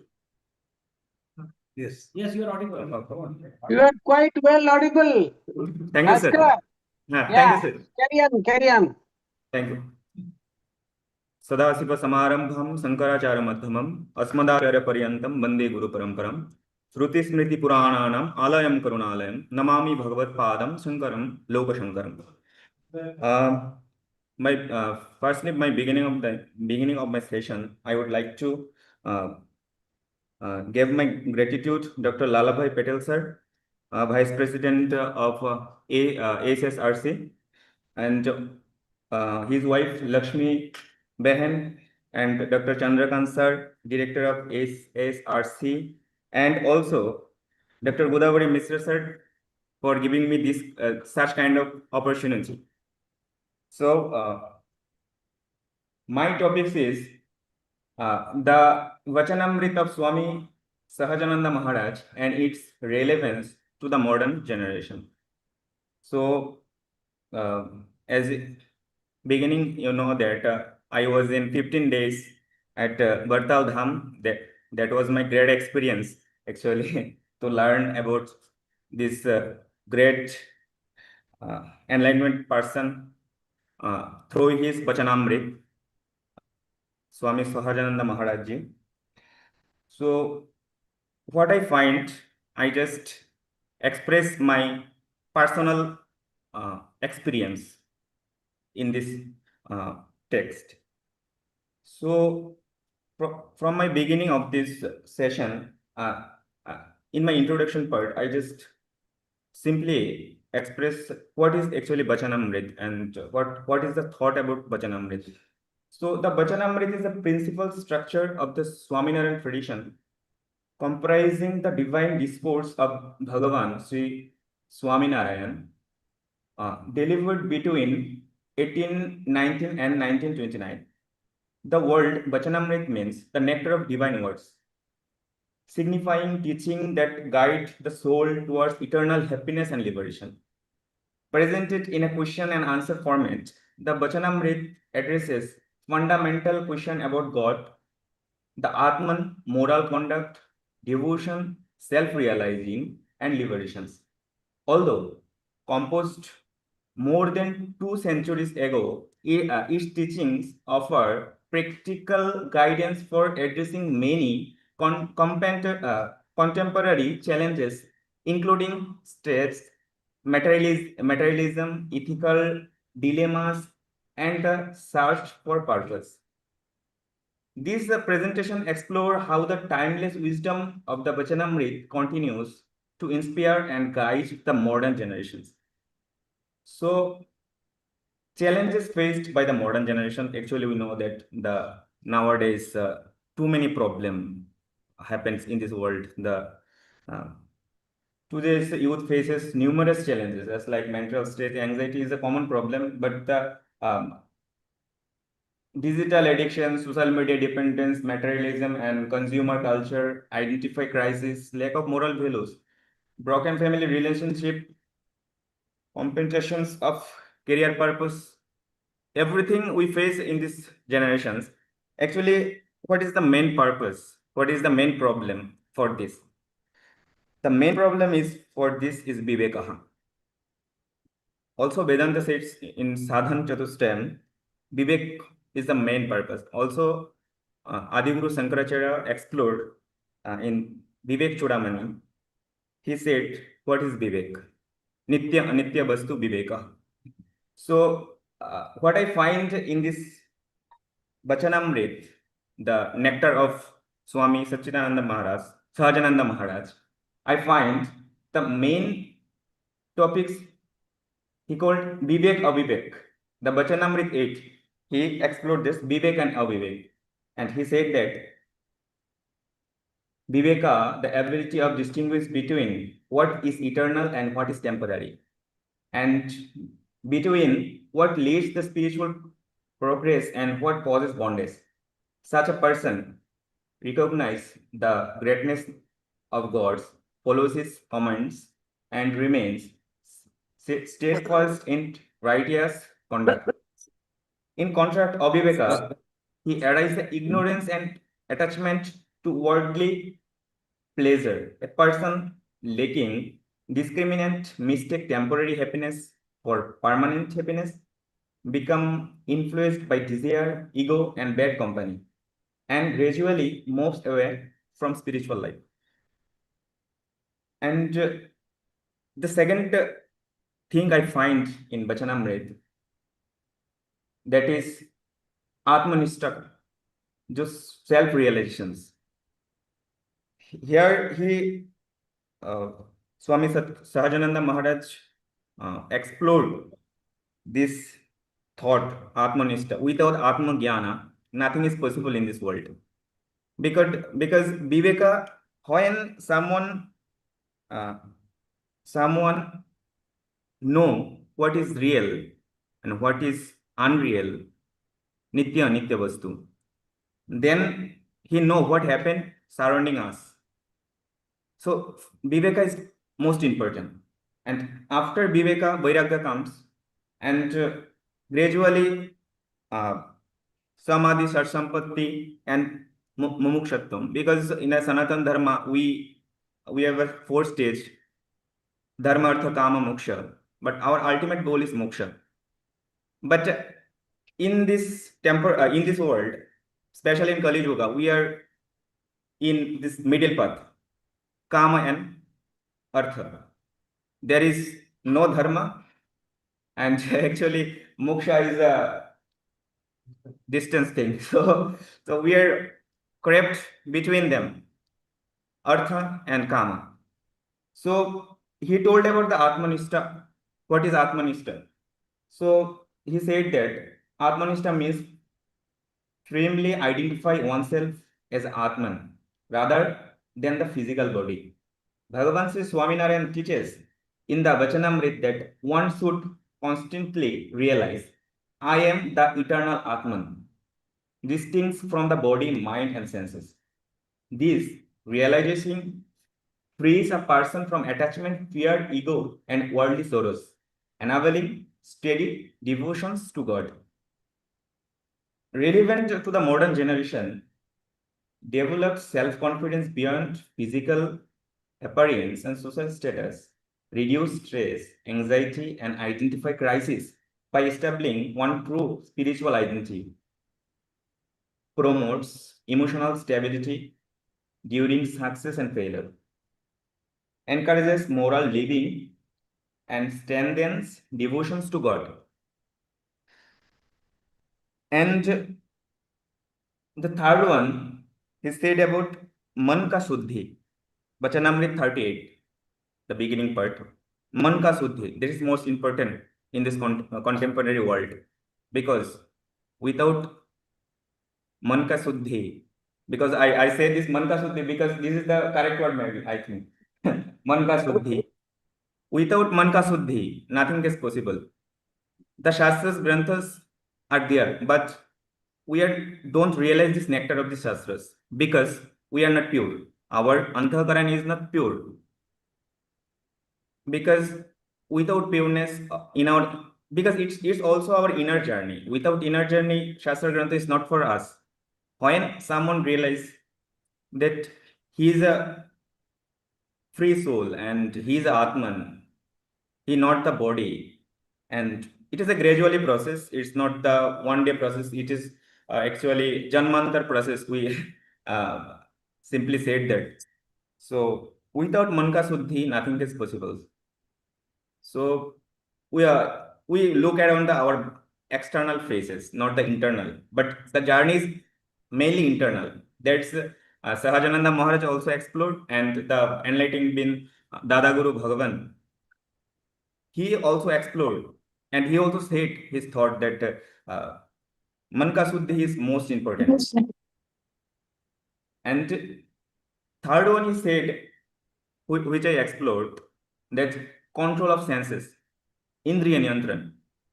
When someone senses, when someone are purifying his inner self, then Indriya Niyantran is simply came. And in his thought, he said that prevents addiction to the social media. So this is for the contemporary world, that which I like, that prevents addiction to the social media and excessive screen timing. So this is encourage moderations in food, enlightenment, entertainment, and consumerism, helps overcome harmful habits and impulsive behavior, develops self-discipline, focuses and emotional balance, promotes a healthy and value-based lifestyle. This is actually not the spiritual spiritual look. This actually does what we face in this current generation, this as a Gen Z, what I face is, because we are addiction. Social media addiction is a common thing nowadays. So third one, which is most important, he said about satsang. So satsang is most important. Without satsang, actually, we cannot identify ourselves. So here is Guru is most important. If Guru is realized, then the Shishya, maybe somehow he get this nectar of these realizations. As like, if I get example, Dr. Lalabhai Patel sir, because he directly meet Dada Bhagwan. His realizations and our realization is too far, because you directly meet this person, this embodiment, that he has a realized thing. And those who you excluded, Kanu Bhai, Dr. Kanu Bhai Patel sir, he is a direct contact with so as like this, those who people are met with Swami Sahajananda Maharaj, he get the direct nectar from him. But later period, there are some mixed concepts which also find in texts, that later period there are something they cannot understand what actually he explores. So difference problem created.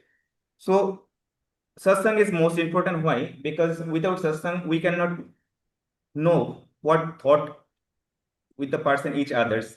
Because if someone realizes something, and if someone realizes something, that when we get together and talking about this type of thing, then there are potency come maybe. And so he explored about the satsang, and in this contemporary world, satsang is most important. I think without satsang, it's not possible. And the last one, actually there is time limit. So last one I said about Vachanamrut 39. He said about Shavikalpak and Nirvikalpak. As we know that that actually Shavikalpak Samadhi and Nirvikalpak Samadhi. But he said this in a different way. He said that Shavikalpak means Prithak Bhava and Nirvikalpak means Nahi Prithak. देखना, पृथक से देखना मतलब different view. Because when there is a different view, there is a problem. Because if we thought that he is a prime minister, he is a student, he is my mother, he is my family, then we don't realize this type of thought. Because intellectuality is a little certain level, and but if you know the Brahman, the Atma Tattva, then realization must happen. Without realization, nothing possible. and realization gradually happen, and someone as like Lala Bhai, the Dada Bhagwan and Swami Sahajananda Maharaj, they explore his sudden experience, sudden thought, because I don't know about the great devotee that Dada Bhagwan has born in Gujarat. This is my first time. But when I knew that from Dr. Lalabhai Patel sir, that he is a householder and 58 years old, 50 years age, certain cognitions come. Because it's not certain, because it's a previous birth, maybe certain, because it's happened. But what they are thought is in this contemporary world, now we are facing too many problems. So their thought must be explored, and their thought must be expressed in a vast way. So if we expressed it, then in this contemporary problematic world, our young generation especially benefit. So in this my final conclusion, I say that one a Sanskrit sloka, which I quoted too many times, that sukhasya dukhasya nakopi data para dadati iti buddhi resha aham karomiti vritha vimanah swakarma sutra grithita hi lokah. Actually, we thought that someone gave me pain, someone gave me pleasure. Actually, there is no one data, sukhasya and dukhasya data. This is the main point. This is kubuddhi. This called also kubuddhi, that we thought that he gave me pain, he gave me pleasure. And aham karomi, this is the main problem, that aham karomi, doerships. This is the main problem. But if we thought that the God gave me this opportunity and I did it, then there is no problem. But the problem is aham. The main problem is aham. So aham karomiti bhitha vimanah swakarma sutra grathite loke. What I do, what karma do in this contemporary world, this relevant, and what I get for my karma. So yesterday, Dr. Lalabhai Patel sir explored the karma concept. That's actually really a great in this contemporary world. So thank you everyone for this, making me this kind of opportunity. Dhanyawad. Namo Namah. Yes, thank you, Mr. Vaskar Mohan Kar. Is from Bangladesh and a student previously of Somnath University, yes, and now of Nalanda University. So right now, I would like to invite Dr. Godavari Mishra ji for his concluding comments. And Mishra Sahib is the one who makes miracle happens. And this miracle is seen not only in his students, but also in the fact that he makes various great personalities gather at one platform. So we welcome you, Godavari Mishra ji. Thank you very much. And please give all of us blessings from your side. Thank you. Thank you, Chandrakant Bhai. With Jai Sachidanand to all of you. Respected Basant Bhai, Balvant Bhai, if he is there on the on online mode, Lala Bhai, Lakshmi Ben, and all of you, my dear students, and those who are attending this seminar, come webinar in online and offline mode. I must say that I enjoyed a lot of presentations that were, given here for last 2 days, especially Lala Bhai's presentation, which was a encyclopedic account of the concept of karma in the philosophy of Dada Bhagwan. And I must say that there are, even though I am not a great expert in the philosophy of Dada Bhagwan, I have tried to understand a few concepts of Dada Bhagwan.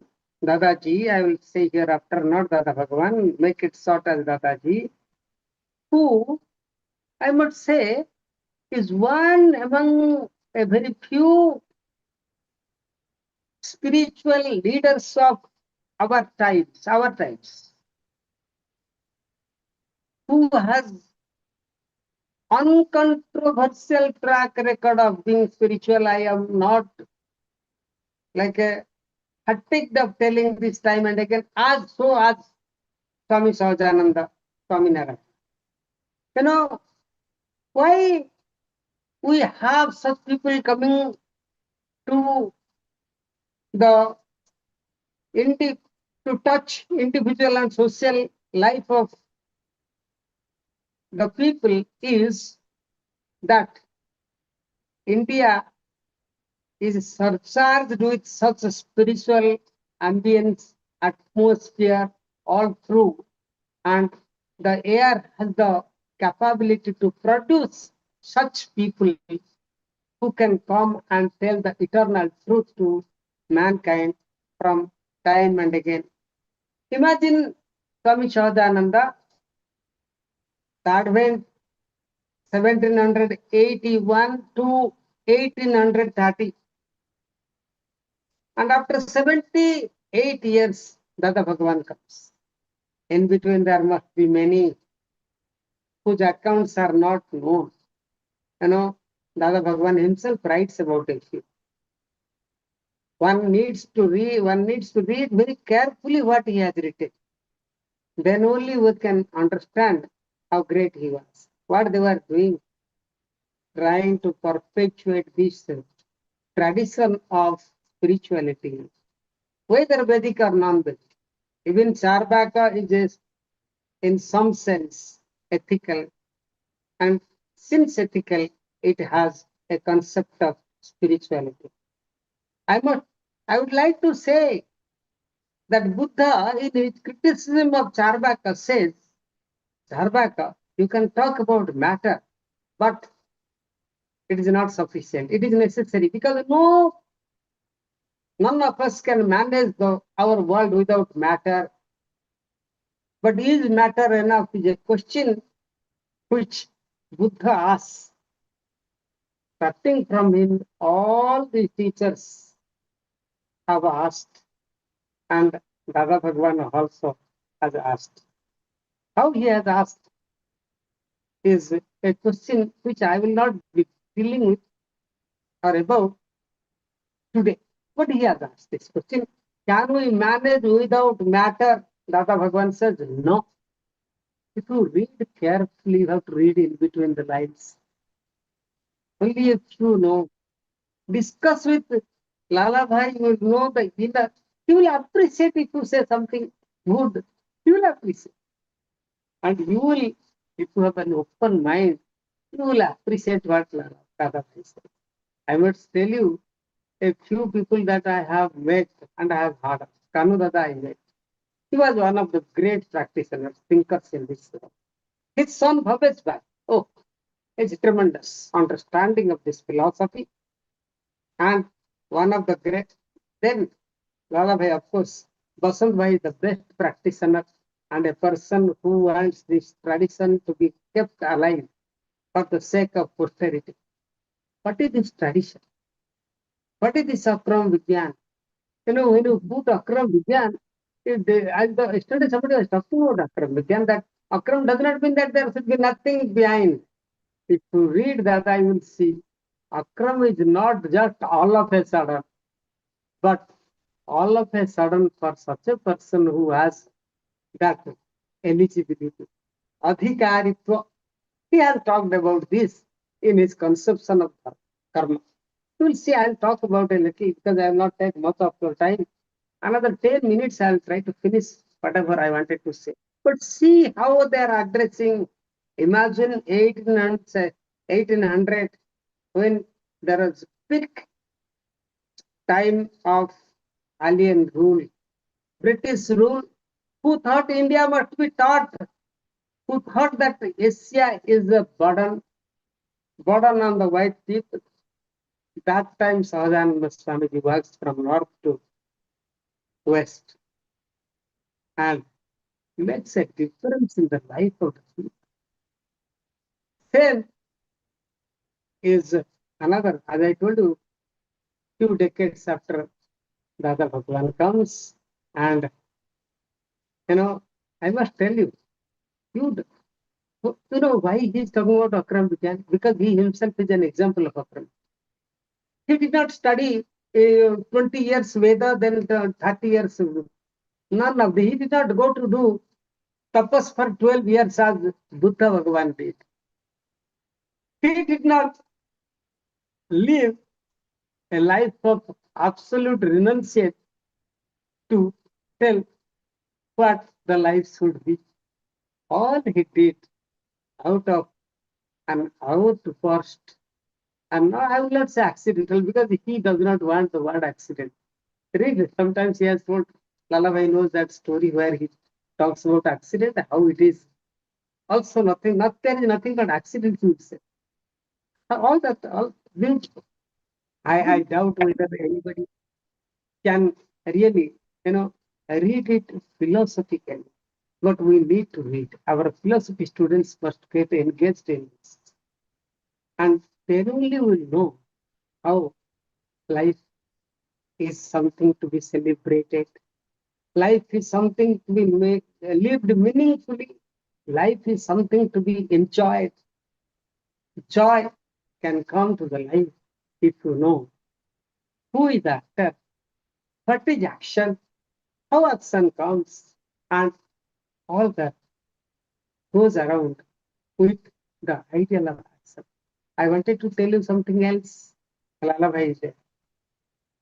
Neither Buddha up to Dada Bhagwan, they are not against Varna and Ashrama Vyavastha. Telling Dada Bhagwan, Buddha was against the problems of Varna Vyavastha. If one caste suppresses the other, Buddha was against it.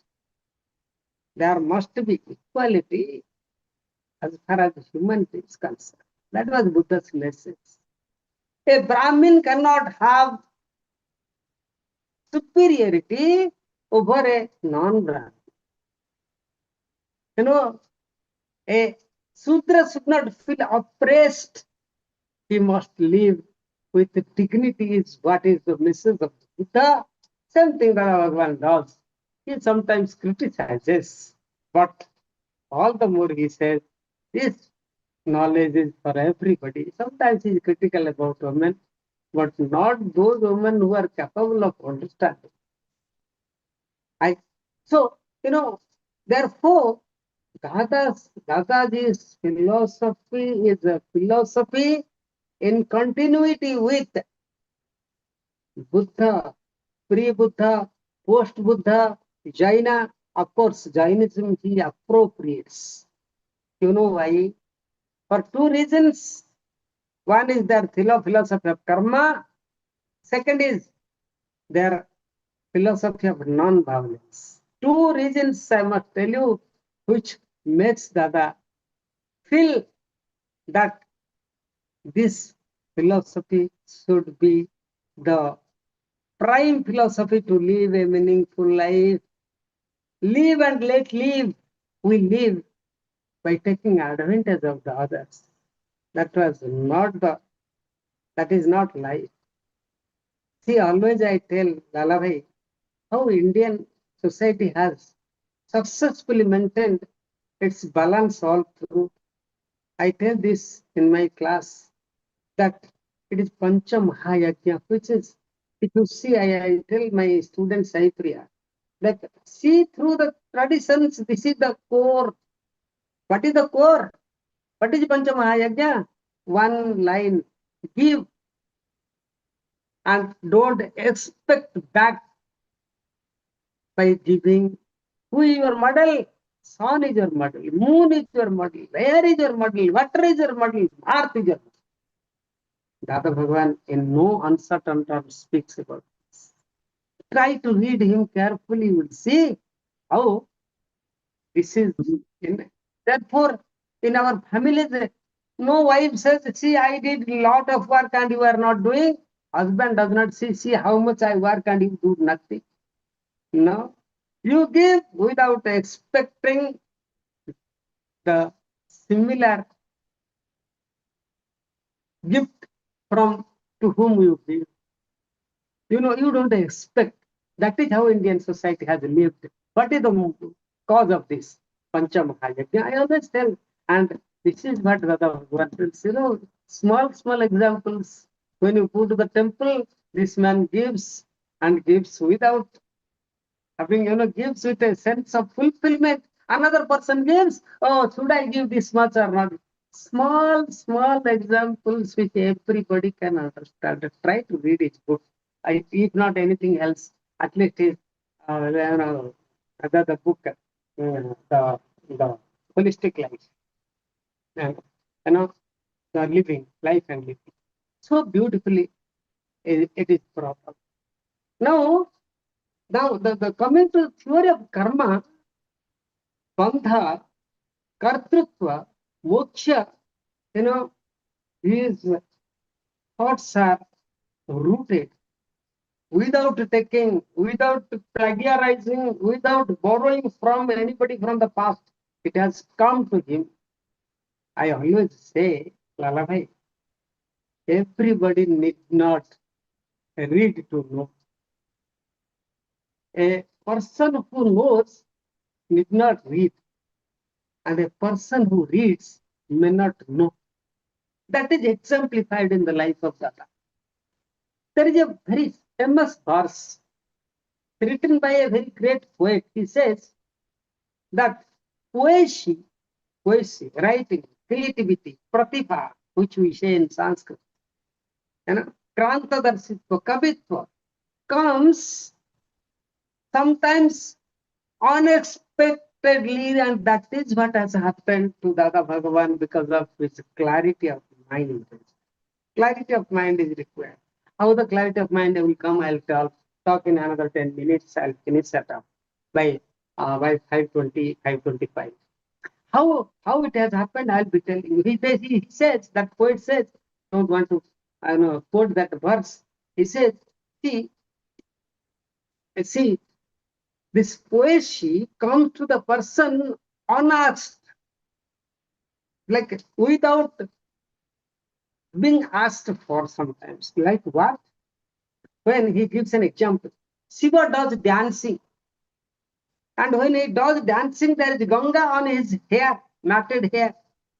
And Ganga flows out from his matted hair and falls on the head of or gives bath to a person who is a Pangu, does not have leg to move. He wants to go to Ganga to have a snanam, but Ganga comes to him. Similar manner, Dada Bhagwan has been endowed with, is blessed with this Akram Vigyan. That is why he is telling there is no crumb in Ganga falling on the head of a lame person. He could not go, he could not walk, impossible to walk that distance. But Shiva's dancing has created this. The Shiva's dancing is nothing but the law of karma according to Dada Bhagwan, if you read it carefully. Okay. Now, there are a few things Dada says. I will talk about a few things and close. I don't want, to take much of your time. A lot of things have been already spoken. Like karma is not bound through actions. His first statement has to be, action is also karma, but we are talking about this karma, providence. Karma is bound through your intention. Here is where he is similar to Mahavir Jain.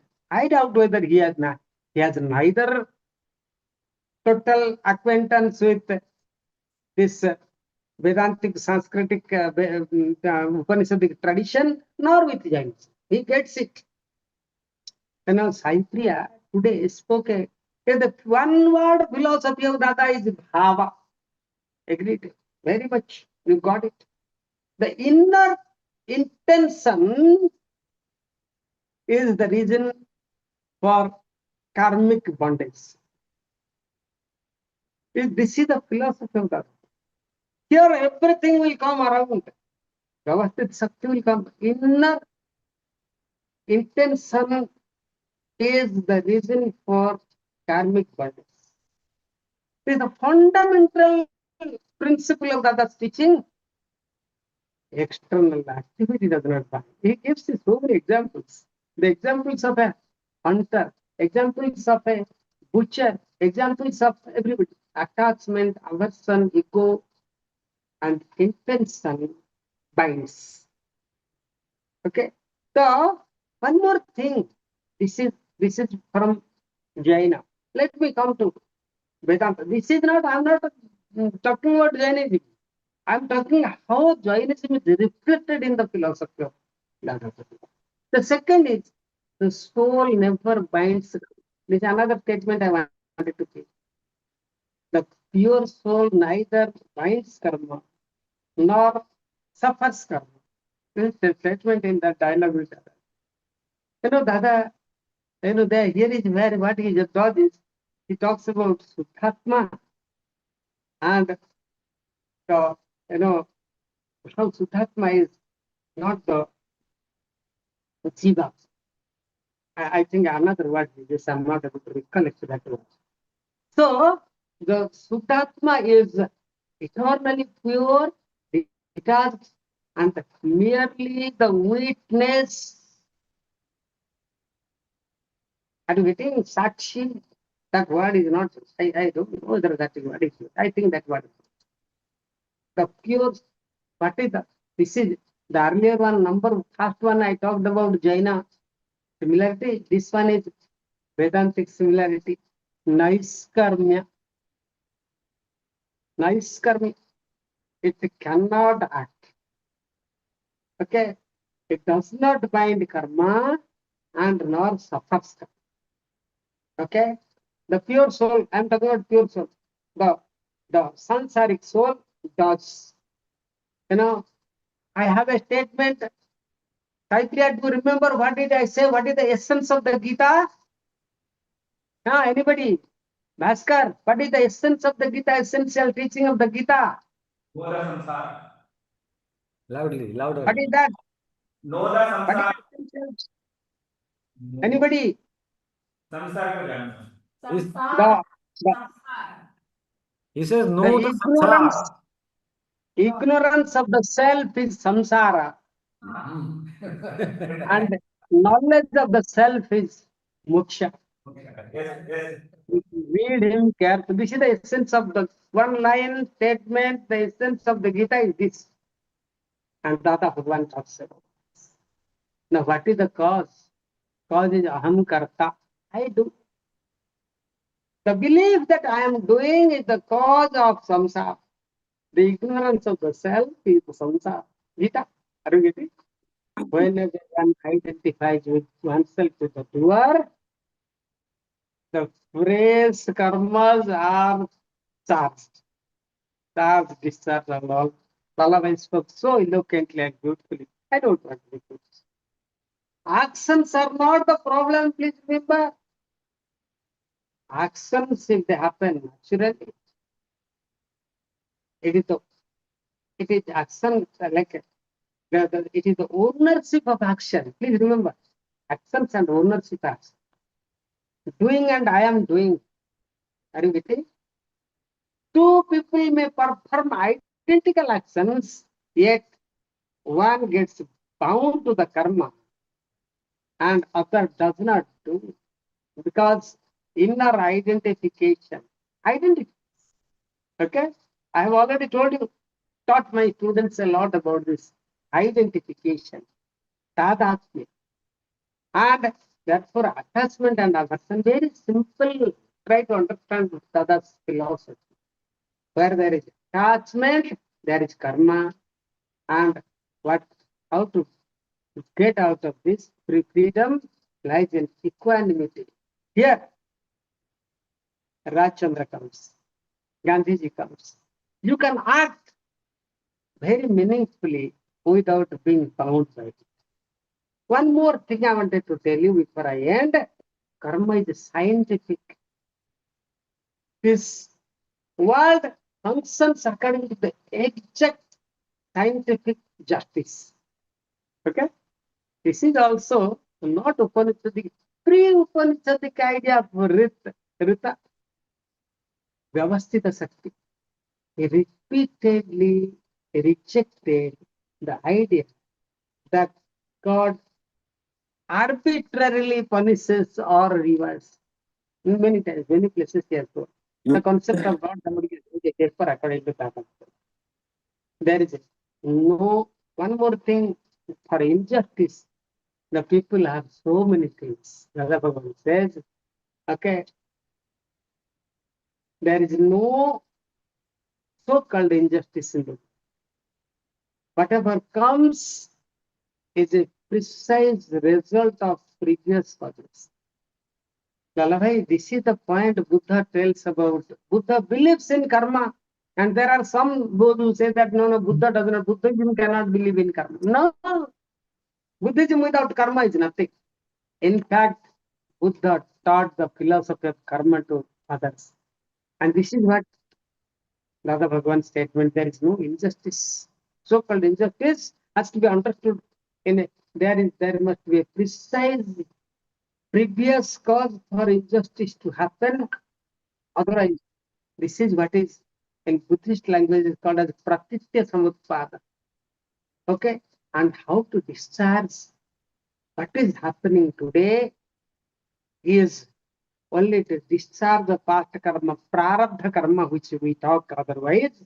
The present experiences are not created. They are unfolding the earlier causes. That is what is lost. So how to get out of this? I'll take another 2 minutes. Chandrakant Bhai must be like, itching for time. The goal is not to stop discharge karma, but discharge will happen automatically. Here, the similarity with the Ajivika philosophers, the karma gets automatically discharged, Ajivika say, because it is niyati. He does not say that, but what we should do is we have to stop charging new karma. Okay, new bondage can come to a halt, stop, can be totally eliminated.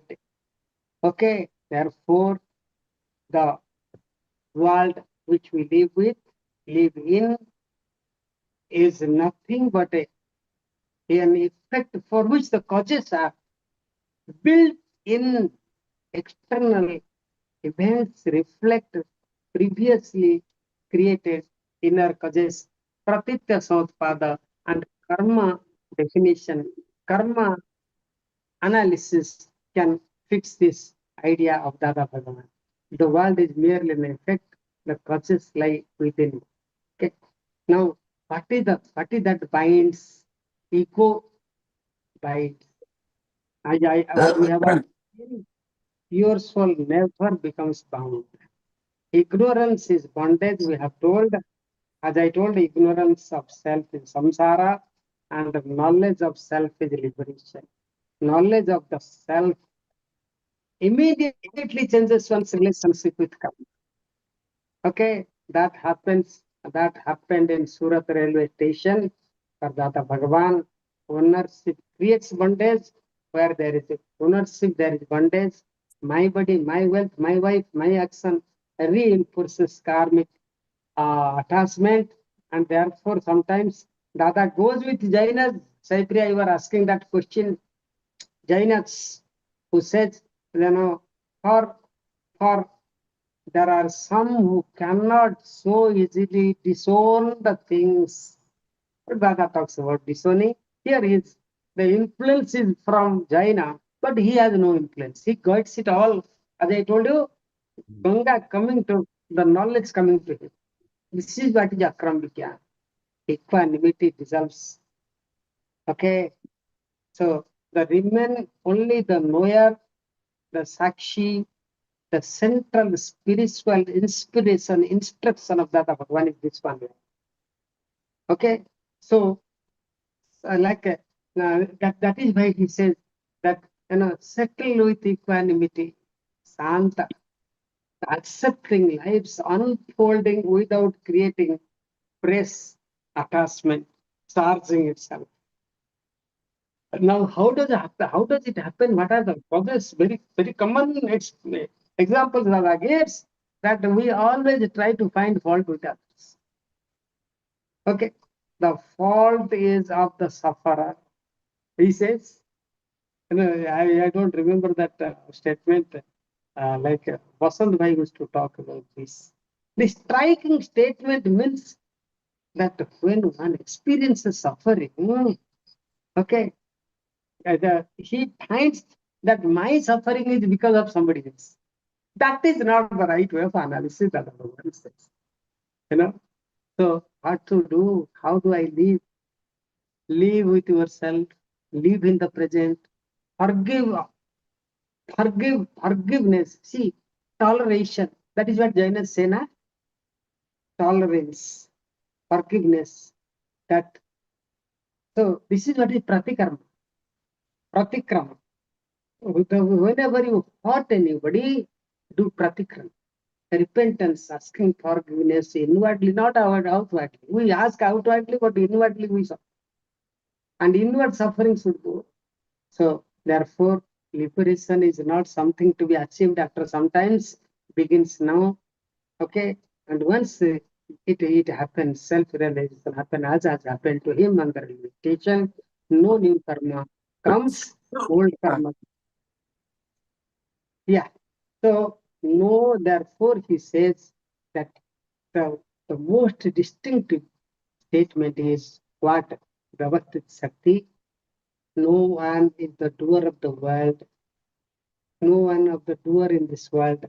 Everything happens through this circumstantial evidence. I have got some other things to talk, but today there is no time. The whole world is nothing but not taking any. In his words, it is innocent. That innocence has to be understood in a very different way. I don't have, I'll do it some other day. So these statements of Dada Bhagwan philosophy, gives enormous strength to live meaningfully and to live a life without hurting anyone, and without hurting anyone includes yourself. Okay, and individual may remain responsible for the intention that charging karma. Okay, but he has the possibility through all these things, through spiritual sadhana, which he talks about. I don't want to talk today. A few things that I have told, that he can come out of this, and so living as the lower jnata and practicing equanimity and forgiveness are the practical means of freedom, and this is what he has preached, practiced, and made others to practice. And so such practitioners I have come across his Kanudada. Was a real, you can see that spiritual ambience in his face. So is his son, great person involved in so many things, but looks as though all these things are happening around him, with him as the seer, not as an actor. And we have very great exemplars like Vasant Bhai, who is really heading this mission of taking the messages of Dada Bhagwan to others. And of course, our Lala Bhai, you have already seen both of them. I'm thankful to all of you for being a part of this tradition. I'm thankful to, I'm telling Basant Bhai, Lala Bhai, and others who have really protected. Without protection, things do not happen. I always tell Buddha's message come after Ashoka. takes time. People take time to understand. And such philosophies are not just like do something, bring something and do a nama. This is not like that. It requires a lot of understanding, and understanding comes by others' involvement. And I'm happy that my students have got this chance to involve in this, take part, participate in this mission, and hope year after year we will go on to collaborate with this great spiritual tradition and benefit from out of the teachings of Dada Bhagwan. Thank you very much. Jai Thank you Satchidanand. very much. Thank you very much. Thanks a lot. To listen to Mishra ji is itself a dharma dhyan. We are lost while he is speaking. We are totally engrossed. Please stay for 2 more minutes, sir. We are going to have the certificate distribution ceremony. Okay, I request Lala Bhai Sahib to do the honor, and I invite Miss Adriana to receive the certificate of this seminar. Please come near the camera. Sir, please. Side. So, no. It's fine.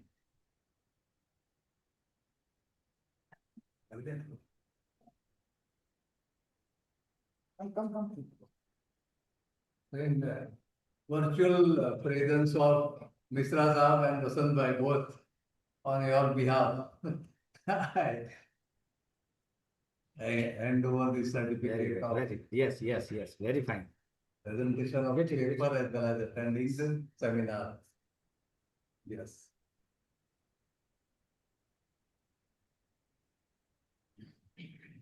Saipriya Mishra, please come. Presented well. Please. Vaskar, you are the next.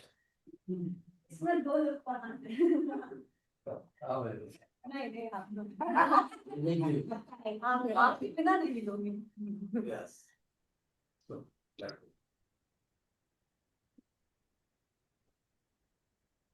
Vaskar Mohan.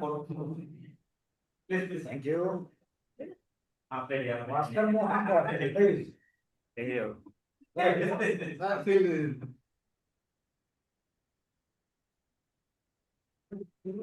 Thank you, sir.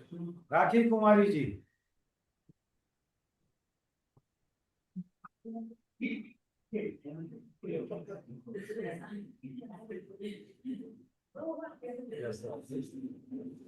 Dr. Satyajit Kalita.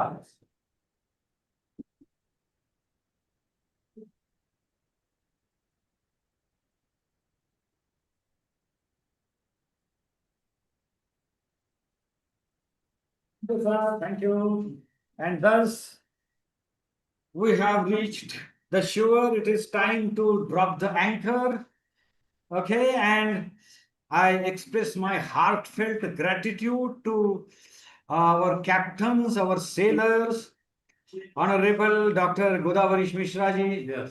Sri Lalabhai Patel Sahib, Dr. Balvantrai Jani Sahib, and Vasan Kaka as well. Thanks a lot for being the part of this journey and showed us the so many dimensions. So, anything to say, sir? Thank you, Mishra Sahib. So You let are us- the ambassador of Dada Bhagwan to the world of philosophy. Right? My Without you, pleasure, Lala Bhai. I learned a lot. visible. Thank you very much. Here I am obliged. Make good photo. Yes, We'll have- we'll take we'll have- after the conclusion. Okay. So let us conclude with the prayer. Sarve bhavantu sukhina. Sarve santu niramaya. Sarve bhadrani pashyantu. Ma kasyit dukha bhavet. Jai Sachidanand. My humble gratitude to all of you. Thank you. Vasan Kaka, thank you very much. You have attended the full session. My God. Jai Sachidanand, Jai Time is Sachidanand. The whole Summarize night it. you were there. સંભળાય છે? Please. Yeah, સંભળાય. તમને સંભળાય છે? હા, સંભળાય. તો આપણે next year we will go to Nalanda and attend a Yes. big conference there, So Yeah. so many students Yes. have a new science, There is a Yes. standing invitation from Mishra Sahib.